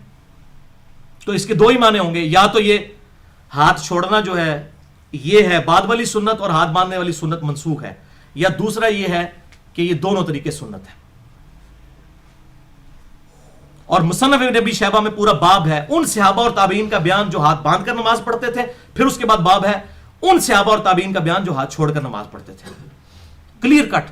शेख ज़ुबैर साहब ने कहा इससे मुराद रुकू के बाद हाथ छोड़ना है, हालांकि इमाम इब्न अबी शैबा ने उस पर बाब बांधा है ان صحابہ اور تابعین کا بیان جو ہاتھ چھوڑ کر نماز پڑھتے تھے، اور ان کا بیان جو اس میں رکوع کے پہلے اور بعد کا ذکر ہی نہیں انہوں نے کیا، وہ تو قیام کی بات کر رہے ہیں. اچھا لیکن انسان تو پھر غلطی کھا جاتا ہے نا. اب شیخ زبیر صاحب کو جب الیاس گھومن کا سامنا ہوا تو انہوں نے دوسرے رسالے میں اور بات کر دی. الیاس گھومن صاحب نے یہ پلی لی کہ جی جو چیپٹر پہلے باندھے جاتے ہیں نا وہ حدیثیں منسوخ ہوتی ہیں اور بعد والی جو ہے اس کی ناسخ ہوتی ہیں. ٹھیک ہے، تو شیخ زبیر صاحب نے 5 مثالیں دی حدیث کی کتابوں سے کہ جس میں ناسخ و منسوخ والا چکر نہیں، لیکن محدثین کے باب اس ترتیب سے ہیں. اس میں ایک مثال انہوں نے یہ دی، انہوں نے کہا الیاس گھومن صاحب اگر یہ بات ہے نا تو امام ابن ابی شیبہ نے پہلا باب باندھا ہے ہاتھ باندھ کے نماز پڑھنے کا بیان، اور دوسرا باب باندھا ہے ہاتھ چھوڑ کر نماز پڑھنے کا بیان. لہٰذا اس کے تحت تو ہاتھ باندھنا منسوخ ہے. ادھر اس کو پھکی دینی تھی تو انہوں نے مان لیا کہ رکوع کے بعد والا نہیں قیام والا ہے، اور ادھر یہ کر گئے. اللہ تعالیٰ ان کی غلطی معاف کرے. اور میں سمجھتا ہوں ان کی حق گوئی جو ہے ان کی غلطیوں پر بھاری تھی، لیکن یہ میں ان لوگوں کے لیے پھکی دے رہا ہوں جو مجھے کہتے ہیں میں شیخ زبیر صاحب کا اندھا مقلد، نعوذ باللہ، میں کسی کا مقلد نہیں ہوں. میں نے ان کی غلطیاں اور بھی پکڑی ہیں، یہ بھی پکڑی ہیں. اور میں نے جب شیخ زبیر صاحب کے وہ جو معتقد آئے ہوئے تھے 5-6 لوگ، ان کو جب بتائی وہ ہنسنے لگ پڑے، کہتے ہیں بات تو آپ کی ٹھیک ہے کہ یہ ایسے ہی ہے. تو یہ بات بھائیو حق ہے. عبداللہ ابن زبیر رضی اللہ تعالیٰ عنہ ہاتھ چھوڑ کر نماز پڑھتے تھے، اور میرا خیال اس میں یہ ہے کہ چونکہ وہ بنو امیہ کے مخالف تھے، اور بنو امیہ جو ہیں وہ جان بوجھ کر ایک ہی سنت کو جاری کرتے تھے، دائیں ہاتھ بائیں پہ رکھنے والی، دوسری سنت کو وہ چھوڑتے تھے. تو وہ جان بوجھ کر ایسا عمل کرتے تھے تاکہ یہ سنت بھی مردہ نہ ہو. جیسا کہ سیدہ ام حبیبہ کے بارے میں آتا ہے، ابو سفیان رضی اللہ تعالیٰ عنہ کی بیٹی اور ہماری ماں اور حضرت معاویہ بن ابی سفیان کی بہن رضی اللہ عنہم اجمعین، کہ ان کے جب والد فوت ہوئے، بخاری اور مسلم دونوں میں آتا ہے، 3 دن جب گزر گئے تو انہوں نے اپنے جسم پہ لا کے رنگدار خوشبو ملی. تو لوگوں نے کہا توڑا پیو مر گیا تسی خوشبو مل. انہوں نے کہا میں یہی بتانا چاہتی ہوں کہ اللہ کے محبوب صلی اللہ علیہ وسلم نے فرمایا تھا کہ جو عورت اللہ اور یوم آخرت پر ایمان رکھتی ہے اس کے لیے جائز نہیں ہے کہ وہ کسی میت کے اوپر سوگ کرے 3 دن سے زیادہ، سوائے اپنے خاوند کے 4 مہینہ 10 دن. میرا باپ فوت ہوا ہے، 3 دن سے زیادہ سوگ نہیں ہوگا، اور میں نے یہ خوشبو میں لی ہے توڑا قبلہ درست کرنے واسطے. حالانکہ وہ نہ بھی کرتی، لیکن انہوں نے اعلانیہ یہ کام کیا، جان بوجھ کے ایسا کام کیا جس سے کسی کا قبلہ درست ہو. اور عبداللہ ابن زبیر بھی جان بوجھ کے ہاتھ چھوڑ کے نماز پڑھتے تھے. اچھا اب جب یہ باتیں لوگ کرتا ہوں کہ آپ بھی پڑھتے ہیں، میں جی پڑھتا ہوں جناب، اہل حدیث کی مسجد میں پہلی صف میں کھڑے ہو کے پڑھتا ہوں. پھر ہمیں تو ڈر کوئی نہیں ہے، اسی تو 302 چل دی پھر دی. آ جاؤ، یہاں بھی کچھ مولوی میرے خلاف ہوئے. میں نے کہا اپنے مولوی صاحب کا فتویٰ پڑھو. شیخ عبدالعزیز بن عبداللہ بن باز مفتی اعظم سعودی عرب 66 سال تک رہے، ان کا فتویٰ ہے کہ ہاتھ باندھ کر نماز پڑھنا بھی سنت ہے، ہاتھ چھوڑ کر نماز پڑھنا بھی سنت ہے. اچھا بلکہ امام مالک کی جو ماننے والے ہیں نا مالکی، ان کے نزدیک تو ہاتھ باندھ کے نماز پڑھنا منسوخ ہے، اور وہ حوالہ المدونۃ الکبریٰ سے لے کر آتے ہیں. ہمارے نزدیک وہ کتاب ثابت نہیں ہے صحیح سند کے ساتھ. بہر المدونۃ الکبریٰ میں امام مالک کا یہی فتویٰ ہے کہ میں نے اہل مدینہ کو، صحابہ کی اولاد کو ہاتھ چھوڑ کے نماز پڑھتے ہوئے پایا ہے. اب مالکی کہتے ہیں ان کی کتاب ہے، اس کو فالو کرتے ہیں، اس لیے مالکی ہاتھ چھوڑ کر نماز پڑھتے ہیں. سوڈان پورا ہی تقریباً ہاتھ چھوڑ کے نماز پڑھتا ہے، فلسطین والے بھی، اور ادھر یہ سارے یہاں اہل تشیع بھی پڑھتے ہیں، ہاتھ چھوڑ کے نماز پڑھتے ہیں. یہ اہل سنت اہل تشیع کا ایشو نہیں ہے. البتہ الموطا امام مالک جو ہے کتاب، اس میں ہے کہ دائیں ہاتھ بائیں پہ رکھنا سنت ہے. میرا موقف یہ ہے کہ دائیں ہاتھ بائیں پہ رکھنا بھی سنت ہے اور ارسال الیدین کرنا بھی سنت ہے. یہ دونوں طریقے سنت ہیں. ہم الحمدللہ دونوں طریقوں پر عمل کرتے ہیں. اور یہ دائیں ہاتھ بائیں زرہ کے اوپر رکھیں گے اس طریقے سے، ناف کے نیچے نہیں رکھا جائے گا، نہ یہ ادھر رکھا جائے گا، یہ ادھر رکھا جائے گا جو طریقہ ہے، اور ارسال الیدین کرنے والا. اب اس حوالے سے حق گوئی میں نے جو ہے الحمدللہ کر دی ہے. اور اس میں ایک اور بھی معاملہ سن لیں، بہت خطرناک چیز ہے، وہ میں آپ کو بتا دوں. سیدنا ابو حمید سعدی کی جو حدیث ہے 10 صحابہ والی، وہ ڈیسائسو حدیث ہے ویسے. اور میں وہ اہل تشیع کی وہ کتاب نماز پیمبر نہ پڑھتا امین الحسینی صاحب کی، تو میں نے تو حدیث کئی بار پڑھی تھی. میں تو ساروں کی کتابیں پڑھتا ہوں. اگر ہماری کتاب سے کوئی حوالہ دے رہا ہے تو میں نہیں کہوں گا تسی پائیے حوالہ کی تو دیتا ہے. بھائی ابو داؤد میری کتاب ہے، مجھے حوالہ دیا جائے گا تو میں مانوں گا. بخاری مسلم میری کتابیں ہیں، میں رفع الیدین کی حدیثیں بھی مانوں گا، اور بنو امیہ کی بدمعاش حکومت کے خلاف والی حدیثیں بھی مانوں گا. مجھے تو کوئی تکلیف نہیں، میں کوئی منکرین حدیث تو نہیں ہونا. باقی تو ساری منکرین حدیث ہیں، تقریباً سارے مکاتب فکر کے لوگ اکثر یہ جو ہے منکرین حدیث ہو چکی ہے، اپنے مطلب کی حدیثیں مانتے ہیں. اور دکھ سب سے زیادہ مجھے غصہ آتا ہے اہل حدیث کے اوپر، کیونکہ بریلوی دیوبندیوں نے تو پہلے ڈکلیئر کر دیا ہم تو اپنے بزرگ بابوں کے پیچھے. اہل حدیث نام بھی حدیث کا لیں پھر بھی اپنے بابوں کے پیچھے چلیں، انہوں تو میں نہیں چھڑتا. اور گستاخانہ عبارتوں میں مجھے سب سے زیادہ غصہ بریلوی دیوبندیوں پہ آتا ہے، اہل حدیث پہ کم آتا ہے. میں کہتا ہوں خصوصاً بریلویوں کے اوپر کہ آپ کو تو کہا گیا سارے گستاخ رسول ہیں، اور تواڈے جو بابیاں دے میں گستاخیاں کڑیاں نے، ہن مامے انہاں دا دفاع کردے ہو تسی. اشرف علی رسول اللہ تانوں غلط نظر آندا سی، ہن چشتی رسول اللہ دا دفاع کردے ہو. تو ہر معاملے میں مجھے پھر غصہ آتا ہے اس حوالے سے. شیعوں پہ بھی آتا ہے جب یہ صحابہ پر لعن طعن کرتے ہیں میں کہتا ہوں یار تم ایک طرف کہتے ہو معاویہ کو مانتے نہیں ہیں، دوسری طرف وہی بدعت جو ان کے دور میں جو ہے ممبروں پر مولا علی علیہ السلام پہ لعنت شروع ہوئی تم اسی کی پھر دفاع کرنے اسی سلسلے کو آگے لے کے چل رہے ہو، تو تم تو شیعان معاویہ اور شیعان علی تو ہے ہی نہیں ہو. تو ساروں کے معاملہ ہے، یہ غصہ جو ہے کسی ایک کے اوپر نہیں ہوتا. وہ کہتے ہیں بعض میں کہتا ہے جس کی دم پہ پاؤں پڑ رہا ہوتا ہے وہ کہتا ہے ساڑھے تو غصہ کھا رہا ہے. میں الحمدللہ حق بات کرتا ہوں، ڈنکے کی چوٹ پر علمی اختلاف کریں، گالی گلوچ نہ کریں. اور آپ دیکھیں الحمدللہ میرے خلاف جتنی ویڈیو اسٹڈی ہوئی ہے نا، آپ دیکھیں گے کسی نے کوئی آیت حدیث پیش نہیں کی ہوئی ہے. یہ گمراہ ہو چکا ہے، اس کو ایران سے فنڈنگ ہوتی ہے، اسے سعودی عرب سے فنڈنگ ہوتی ہے، یہ کسی مدرسے کا نہیں پڑھا. او خدا دا نہ پڑھی لکھی گل کرو، لوگ کہاں نہیں جے کھاندے، تسی کہاں کھاندے ہو نا، لوگ کہاں نہیں کھاندے، لوگوں دی عقلاں نے الحمدللہ لوگوں کی عقلیں ہیں، لوگوں کو پتہ چل رہا ہے کس ٹون سے آپ بول رہے ہیں، لوگوں کو پتہ ہے یہ بات دلیل سے ہو رہی ہے، یہ نہیں ہو رہی. آپ لوگوں نے گھاس کھانا چھوڑ دی ہے، مولوی صاحب آپ بھی گھاس کھانے چھوڑ دیں. اب لوگ دلائل کے اوپر بات کرتے ہیں. تو ابو حمید سعدی کی حدیث جو ابو داؤد میں 730 نمبر ہے، 10 صحابہ کی موجودگی میں انہوں نے نماز کا طریقہ بتایا. نبی صلی اللہ علیہ وسلم کی وفات کے 30 سال بعد، جو اہل حدیث بھی کہتے ہیں یہ ہماری بنیادی دلیل ہے کہ 30 سال تک تو صحابہ کو کوئی پتہ ہی نہیں تھا کہ یہ منسوخ بھی ہوئی ہے، یہ جھوٹا جو انہوں نے پراپوگنڈا حنفیوں نے کیا ہوا ہے. اس میں کیا الفاظ ہیں؟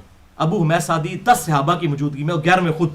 میں کہنا اے 11 سرکاراں، تسی 11ویں دی سرکار، اے 11 سرکاراں نو منو، 11 سرکاراں، اور صحیح واقعی 11 سرکاراں، 11 کے 11 صحابی ہیں.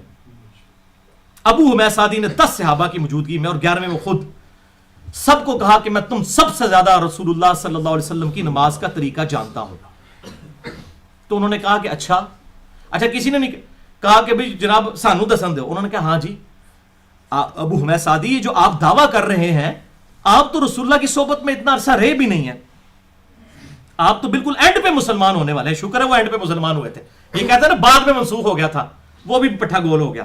ابو حمید سعدی کو باقی صحابہ نے کہا آپ تو بالکل تھوڑا عرصہ ہی حضور کے ساتھ رہے ہیں، آپ نے تو صحابیت بڑی تھوڑے عرصے کے لیے اختیار کی ہے، آپ تو بالکل اینڈ پہ مسلمان ہوئے ہیں، تو آپ کہہ رہے ہیں کہ میں تم سب سے زیادہ رسول اللہ کی نماز سے واقف ہوں. پھر انہوں نے یہ نہیں کہا کہ بیٹھا، انہوں نے کہا ٹھیک ہے ابو حمید آپ حدیث بیان کیجئے. سنن ابی داؤد کی طریق میں بیان کر رہا ہوں، ترمذی میں بھی ہے لیکن ابو داؤد والی 730 نمبر، مشکات میں بھی موجود ہے لیکن وہ ابو داؤد والا طریق نہیں ہے، وہ ہے طریق ہے ترمذی والا، ابن ماجہ اور ترمذی کا. میں ابو داؤد 730 نمبر، جس سے شیخ البانی، شیخ زبیر لذی، سب محدثین اس کو صحیح کہتے ہیں. امام ترمذی نے خود کہا ہے اس حدیث کو حسن صحیح، خالی حسن نہیں، حسن صحیح. اچھا تو ابو حمید سعدی کہتے ہیں کہ جی نبی صلی اللہ علیہ وسلم، اچھا ان صحابہ نے کہا آپ نماز کا طریقہ بیان کیا، ان کا سنو پھر. نبی صلی اللہ علیہ وسلم جب نماز شروع کرتے تو اپنے دونوں ہاتھ کندھوں تک اٹھاتے، کندھوں سے مراد ہتھیلیاں کندھوں کے برابر، انگلیاں کانوں کی سیدھ میں. یہ کانوں تک بھی اس کو کہتے ہیں، کندھوں تک بھی اس کو کہتے ہیں. میں نے رفع الیدین والا لیکچر دیا مسئلہ 70B میں بتایا. تو آپ صلی اللہ علیہ وسلم جب نماز کا ارادہ کرتے، اچھا اب جب کوئی بندہ نماز کا ارادہ کرنے آئے گا تو وہ کیا ہاتھ باندھے ہوئے کھڑا ہوگا؟ وہ تو نارمل حالت میں کھڑا ہوگا نا، ارسال الیدین کر کے. تو جب نماز کا ارادہ کرتے تو اپنے دونوں ہاتھ کندھوں تک اٹھاتے، اس کے بعد ہر ہڈی اپنی جگہ پر آ جاتی واپس. ہر ہڈی اپنی جگہ پہ کہاں پہ واپس آئے گی؟ جہاں سے سٹارٹ لیا تھا اس نے، یعنی ہاتھ چھوڑ دیے، ادھر سے ہی کھڑے کیے ادھر ہی چھوڑ دیے، ہر ہڈی اپنی جگہ پر واپس آ جاتی. تو آپ صلی اللہ علیہ وسلم سورۃ الفاتحہ پڑھتے، باقی چیزیں ساتھ پڑھتے. اس کے بعد جب رکوع کے لیے جھکنے لگتے پھر دونوں ہاتھ کندھوں تک اٹھاتے، پھر رکوع میں جاتے، پھر رکوع سے سر اٹھاتے، پھر دونوں ہاتھ کندھوں تک اٹھاتے، پھر ہر ہڈی اپنی جگہ پر آ جاتی. اس کے بعد پھر وہ کہتے ہیں رکوع میں جو ہے وہ اپنے دونوں ہاتھ گھٹنوں پر رکھتے، سجدہ کرتے ہوئے اپنے دونوں ہاتھ کانوں کی سیدھ میں رکھتے اور سر کو اس کے درمیان رکھتے. تشہد میں بیٹھتے ہوئے اپنا دایاں ہاتھ دائیں جو ہے وہ زانوں پر بائیں زانے پر رکھتے اور پھر یہ انگلی کا اشارہ کرتے. یعنی وہ پورا نماز کا طریقہ ان کے ہاتھوں کی پوزیشن کے اوپر گھومتا ہے کہ سیدھے کھڑے ہوتے، پھر نماز شروع کرتے، پھر ہر ہڈی اپنی جگہ پہ واپس آ جاتی. اچھا اس طریقے سے وہ بیان کرتے ہیں. جب اینڈ پہ وہ کرتے ہیں، اینڈ پہ تورک بھی وہ بتاتے ہیں، اور تورک جب آخری رکعت ہوگی، چاہے 2 والی ہو یا 4 والی ہو، تورک ہوگا، آخری رکعت میں تورک ہوگا. تو انہوں نے 4 رکعتوں والا بتایا کہ تورک کرتے تو پھر اینڈ پہ سلام پھیرتے. تو 10 صحابہ نے کہا کہ اللہ کی قسم نبی صلی اللہ علیہ وسلم اسی طرح نماز پڑھا کرتے تھے 30 سال کے بعد، یعنی رفع الیدین منسوخ نہیں ہوا. اچھا 10 کے 10 صحابہ نے، کسی نے نہیں کہا کہ حضرت تسی مین رکن ہی چھوڑتا ہے کہ جب نبی صلی اللہ علیہ وسلم نماز شروع کرتے تو دائیں ہاتھ بائیں پہ رکھتے. وہ ہر جگہ بتا رہے ہیں. رکوع میں کہتے ہیں گھٹنوں پہ رکھتے، یہ بالکل بازو سیدھے ہو جاتے، کمر سیدھی ہو جاتی، جو ہے تشہد میں رازانوں پر رکھتے. ایک ایک ہاتھ کا وہ اشارہ بتا رہے ہیں. اور سب سے بڑا اشارہ انہوں نے سکپ کر دیا. چلو انہوں نے سکپ کر دیا، باقی لوگ بھی تو کہتے. اور بھائی انہوں نے باندھا ہی نہیں تھا ہاتھ.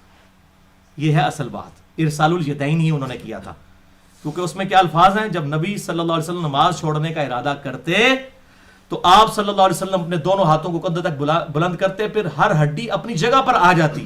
اپنی جگہ پر کہاں آتی؟ جہاں سے سٹارٹ لیا ہے. تو نماز ہم یہاں سے سٹارٹ لیتے ہیں یا ارسال الیدین سے سٹارٹ لیتے ہیں؟ ارسال الیدین سے. لہٰذا یہ مرفوع حدیث ہو گئی 11 صحابہ سے کہ آپ صلی اللہ علیہ وسلم ہاتھ چھوڑ کے نماز پڑھتے تھے.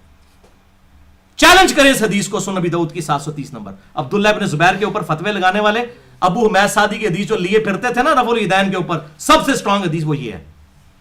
پھر بخاری اور مسلم کی متفق علیہ حدیث ہے. اب آپ ان لوگوں کو تو بھول جائیں کہ جن لوگوں نے رکوع کے بعد ہاتھ باندھنے شروع کیے ہوئے ہیں. وہ تو بھائی کس باغ دی مولی نے, انہوں نے تو دور تک راہ نہیں چلے بڑی. اسی لیے شیخ البانی رحمہ اللہ نے جو اپنی نماز والی کتاب لکھی ہے, انہوں نے اس میں لکھا ہے بدعۃ نجدیۃ, یہ نجدی علماء کی بدعت ہے رکوع کے بعد ہاتھ باندھنا.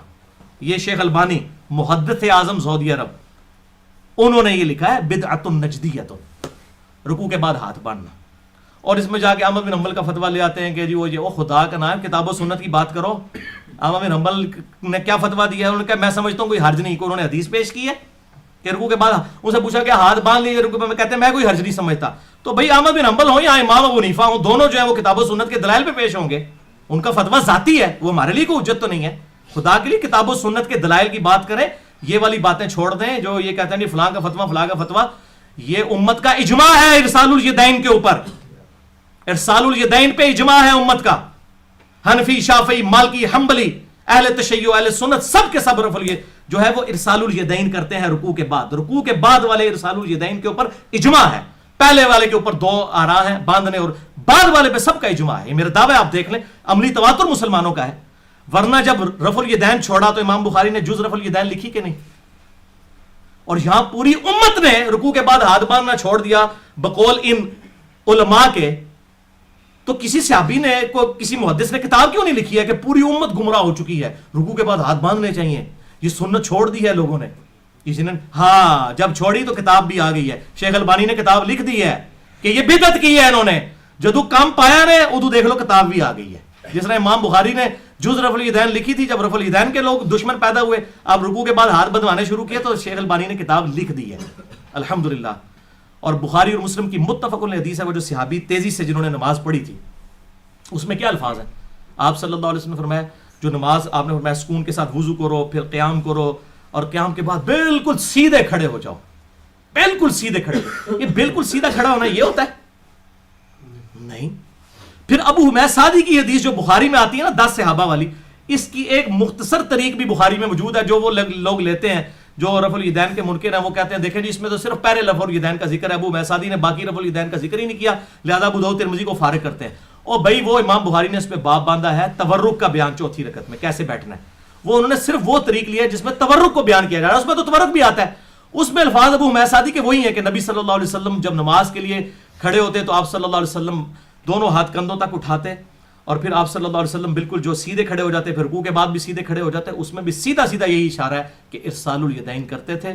لہذا ارسال الیدین بھی سنت ہے, وضع الیدین بھی سنت ہے, جس کو ہم اردو میں وضع الیدین کہیں گے, ہاتھوں کو باندھنا بھی. یہ دونوں طریقے سنت ہیں, اور تابعین کئی ہیں جو کہ کرتے ہیں. مصنف ابن ابی شیبہ جو ہے الحمدللہ اب ترجمہ اس کا آ چکا ہے, اس میں آپ یہ پڑھ سکتے ہیں. لہذا یہ معاملہ بھی میں نے بالکل کلیئر کر دیا, اور یہ جو رکوع کے بعد ہاتھ باندھنے والا مسئلہ ہے وہ بھی میں نے بالکل کلیئر کر دیا. بھائی تسی بات دی گل کر رہے ہو, پہلے والے نو پہلے سنبھالو, پہلا بھی بچتا ہے کہ نہیں. اگر آپ کہیں گے نا پہلے والا تو پھر وہ منسوخ سمجھا جائے گا. میرا والا موقف ٹھیک ہے کہ دونوں طریقے سنت ہے, اور اس سنت کو ادا کریں. میں روزانہ الحمدللہ یہ سنت ادا کرتا ہوں. کئی بار نفلی نمازوں میں ارسال الیدین کرتا ہوں. اور یہاں پر یہ بھی پھکی لے لیں, 2 سجدوں کے درمیان رفع الیدین بھی ثابت ہے. جز رفع الیدین میں امام بخاری نے لکھا ہے, 105 نمبر روایت ہے کہ انس ابن مالک جو 10 سال آپ صلی اللہ علیہ وسلم کو وضو کرواتے رہے, وہ 2 سجدوں کے درمیان بھی رفع الیدین کرتے تھے. لہٰذا میرا یہ موقف ہے کہ شیعہ اور سنی کی نماز کا طریقہ ایک ہے سوائے حنفیوں کے, باقی سب کی نماز کا طریقہ ایک ہے. ارسال الیدین وضع الیدین والا ایشو ختم ہو گیا. اب آ جائیں شیعہ سنی. شیعہ بھی نماز شروع کرتے وقت ہاتھ اٹھاتے ہیں یوں, انگلیاں کانوں تک اور یہ کندھوں تک, اس کے بعد وہ ارسال الیدین کرتے ہیں. ہمارے ہاں بھی ہے. رکوع میں جاتے وقت شیعہ بھی رفع الیدین کرتے ہیں, رکوع سے اٹھتے وقت بھی کرتے ہیں, 2 سجدوں کے درمیان بھی کرتے ہیں. اہل تشیع بھی پہلے ہاتھ لگاتے ہیں بعد میں گھٹنے. اہل سنت بھی, اہل سنت سے مراد جو واقعی ٹرو سنی ہے, ٹونیوں کی بات نہیں کر رہا میں, ان کی بات کر رہا ہوں اہل الحدیث کی. جو ٹرو سنی ہے وہ پہلے ہاتھ لگاتے ہیں، اس کے بعد گھٹنے لگاتے ہیں، اس طریقے سے تورک چوتھی رکعت میں وہ بھی کرتے ہیں، اہل تشیع بھی پہلی اور تیسری رکعت میں بیٹھ کے اٹھتے ہیں، اور دوسرے جو ہیں حنفی وہ ڈائریکٹ اٹھتے ہیں. اور بخاری میں موجود ہے 6251 نمبر جو میں نے علماء عرب کے خلاف پیش کی کہ علماء عرب نے یہ جلسہ استراحت چھوڑ دیا ہے، جبکہ صحیح بخاری میں حکم ہے کہ جب تو دوسرا سجدہ کرے پھر بیٹھ جائے اور پھر بیٹھ کے دوسری رکعت کے لیے کھڑا ہو. اچھا اس میں کہتے ہیں جی ترمذی میں ایک روایت ہے کہ آپ صلی اللہ علیہ وسلم جو ہے وہ پنجوں کے بال اٹھتے تھے. خدا کے لیے آپ ترمذی کھول کے پڑھیں، امام ترمذی نے ساتھ ہی لکھا یہ روایت ہی جعلی ہے. وہ مفتی اکمل صاحب بھی بیان کر رہے ہوتے ہیں، دیوبندی بھی بیان کر رہے ہوتے ہیں، آگے نہیں بتاتے کہ امام ترمذی لکھا ہے روایت ہی جعلی ہے کہ یہ جو پنجوں کے بال اٹھنے والی. اور صحیح بخاری میں واضح موجود ہے آپ صلی اللہ علیہ وسلم خود بھی عمل ہے اس وقت تک نہیں بیٹھتے جب تک جو ہے وہ بیٹھ نہ جائیں، اٹھتے نہیں تھے. کہتے ہیں جی بوڑھے ہو چکے تھے، نعوذ باللہ یہ جھوٹ بولا، میں نے وہ مسئلہ نمبر 122 میں ان کا منہ توڑا ہے. اور دوسری طرف آپ نے تعلیم فرمایا ہے ایک صحابی کو کہ دوسرا سجدہ بھی کر، بیٹھ اور پھر اٹھ. پھر کچھ لوگوں نے اردو میں ترجمہ کیا تو وہ ترجمہ ہی دوسرا جلسہ استراحت ہی اسکپ کر دیا. پھر لوگ مجھے ای میل کر رہے ہوتے ہیں بھائی عربی پڑھو آپ کو پتہ چل جائے گا کہ دو جلسہ استراحت اس حوالے سے موجود ہے. علماء عرب کا یہ مسئلہ ہے. یہ تین مسئلے ان کے غلط ہیں. وہ رکوع میں جاتے وقت، سجدے میں جاتے وقت پہلے گھٹنے لگاتے ہیں، وہ روایت ضعیف ہے. اس میں شریک القاضی جو ہے مدلس سے ان سے روایت کر رہے ہیں، پہلے ہاتھ لگانے چاہیے. دوسری ان کی غلطی رکوع کے بعد ہاتھ باندھنے والی ہے. اور تیسرا وہ لوگ جو ہیں وہ اس معاملے کے اندر جو اٹھتے ہوئے بھی یہ غلطی کرتے ہیں اور جلسہ استراحت کو چھوڑ بیٹھے ہوئے. تو الحمدللہ باقی جو ان کی صحیح بات ہے وہ ٹھیک ہے. اور حنفی ان کے حوالے دے رہے ہوتے ہیں تو بھائی پھر عرب کے اندر تو اقامت بھی اکیلی ہوتی ہے، تو آپ اکیلی اقامت شروع کروائیں نا، وہ نہیں کروائیں گے. تو بھائی آپ عرب عجم کو چھوڑیں، یہ بکش مسلمان بنے، کتاب و سنت کے دلائل کو پڑھیں، باقی لوگوں کے معاملات جو ہے لوگوں تک رہنے دیں. تو یہ معاملہ بھی ارسال الیدین وضع الیدین کا کلیئر ہوا. کوئی تسلی ہوگی جائے اور کوئی شے آ جائے. یہ بیچاروں نے نماز پڑھنی شروع کر دی. سلیم الفطرت لوگ ہیں جناب. اب ظاہر ہے ام حبیبہ نے جس طرح تیسرے دن خوشبو لگائی تھی، انہوں نے بھی کہا جی مجھے پتا چلا تو میں تو پڑھوں گا، آ جاؤ بچہ میدان. تو یہ مسئلہ ہے. تو یہ میں نے الحمدللہ ریکارڈنگ کروا دی. اب کسی کی جرت ہے نا، یہ کہتا ہے نا موقوفاً ہے، میں مرفوعاً بھی ثابت کر دیا. ابو حمید سعدی سنن ابی داؤد 730 نمبر. ٹھیک ہے جی، بالکل کلیئر کٹ ہے، بالکل واضح ہے. ابن زبیر کے اوپر کوئی اعتراض کرتا ہے، ابن زبیر خود راوی ہیں اس حدیث کے کہ دائیں ہاتھ بائیں پہ باندھنا سنت ہے. اس کے دو ہی رزلٹ نکلیں گے، یا تو یہ منسوخ ہو چکی ہے باندھنے والی، یا میرے والا رزلٹ ہے کہ دونوں طریقے سنت ہے. وہ بنو امیہ کے مخالف تھے، تو بنو امیہ نے صرف ایک سنت کو جاری رکھا. اور یہ لہٰذا اہل تشیع کا یہ پلی لینا کہ اہل بیت رسول جو ہے وہ ہاتھ چھوڑ کے نماز پڑھتے تھے، یہ کسی حد تک بات درست لگتی ہے کہ وہ جو ہاشمی لوگ جو ہوں گے اور اس طریقے سے جو زبیری لوگ ہوں گے وہ واقعی ہاتھ چھوڑ کے نماز پڑھتے ہوں گے تاکہ یہ سنت بھی زندہ رہے. بنو امیہ ایک سنت کو لے کے چلی تھی، دوسرے کو ہم دونوں کو ہی سنت مانتے ہیں الحمدللہ، اور کسی کو منسوخ نہیں مانتے. حق بات کریں گے جو ہے الحمدللہ. چھٹا سوال، اس کے بعد انشاءاللہ قہوہ جو ہے وہ سرب ہوگا اور پھر باقی سوال ہوں گے بعد میں. باقی آپ کو پھر عام اجازت ہے، آپ نے جس نے جانا ہے جس نے بیٹھنا ہے وہ بیٹھے. ہم تو انشاءاللہ تعالی بیٹھے ہوئے ادھر. عشاء کی نماز کا وقت کب تک رہتا ہے؟ یہ بھی خصوصاً حنفیوں اور اہل حدیث کے درمیان بون آف کنٹینشن بنا ہوا ہے. عشاء کی نماز کا اثر والا بھی ہے، میں نے اس پہ پورا لیکچر بھی دیا ہے. مسئلہ نمبر 30 ہے نمازوں کے اوقات اور رکعتوں کی تعداد. تو یہ جو عشاء کی نماز کا مسئلہ سن لیں کہ صحیح مسلم میں ایک حدیث ہے کہ آپ صلی اللہ علیہ وسلم نے فرمایا کہ عشاء کی نماز کا وقت آدھی رات تک رہتا ہے.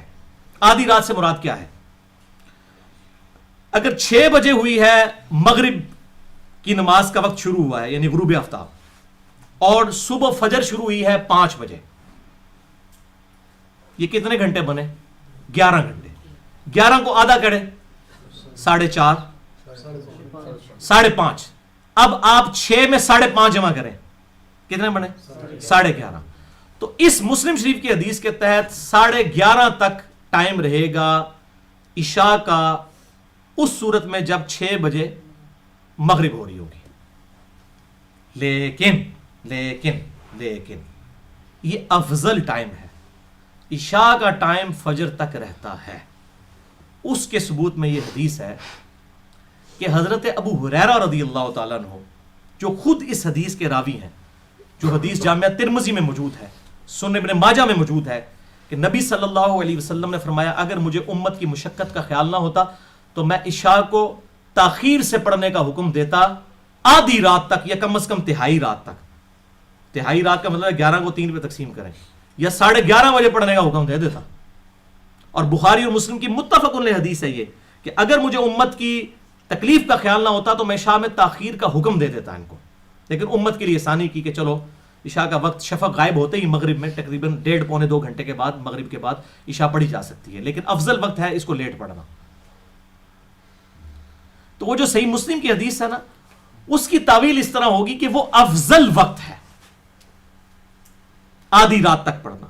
کیوں کہ سیدنا ابو ہریرہ رضی اللہ تعالیٰ عنہ جو خود ان نماز کی اوقات کی حدیثوں کے راوی ہیں، انہی کا اپنا قول موجود ہے.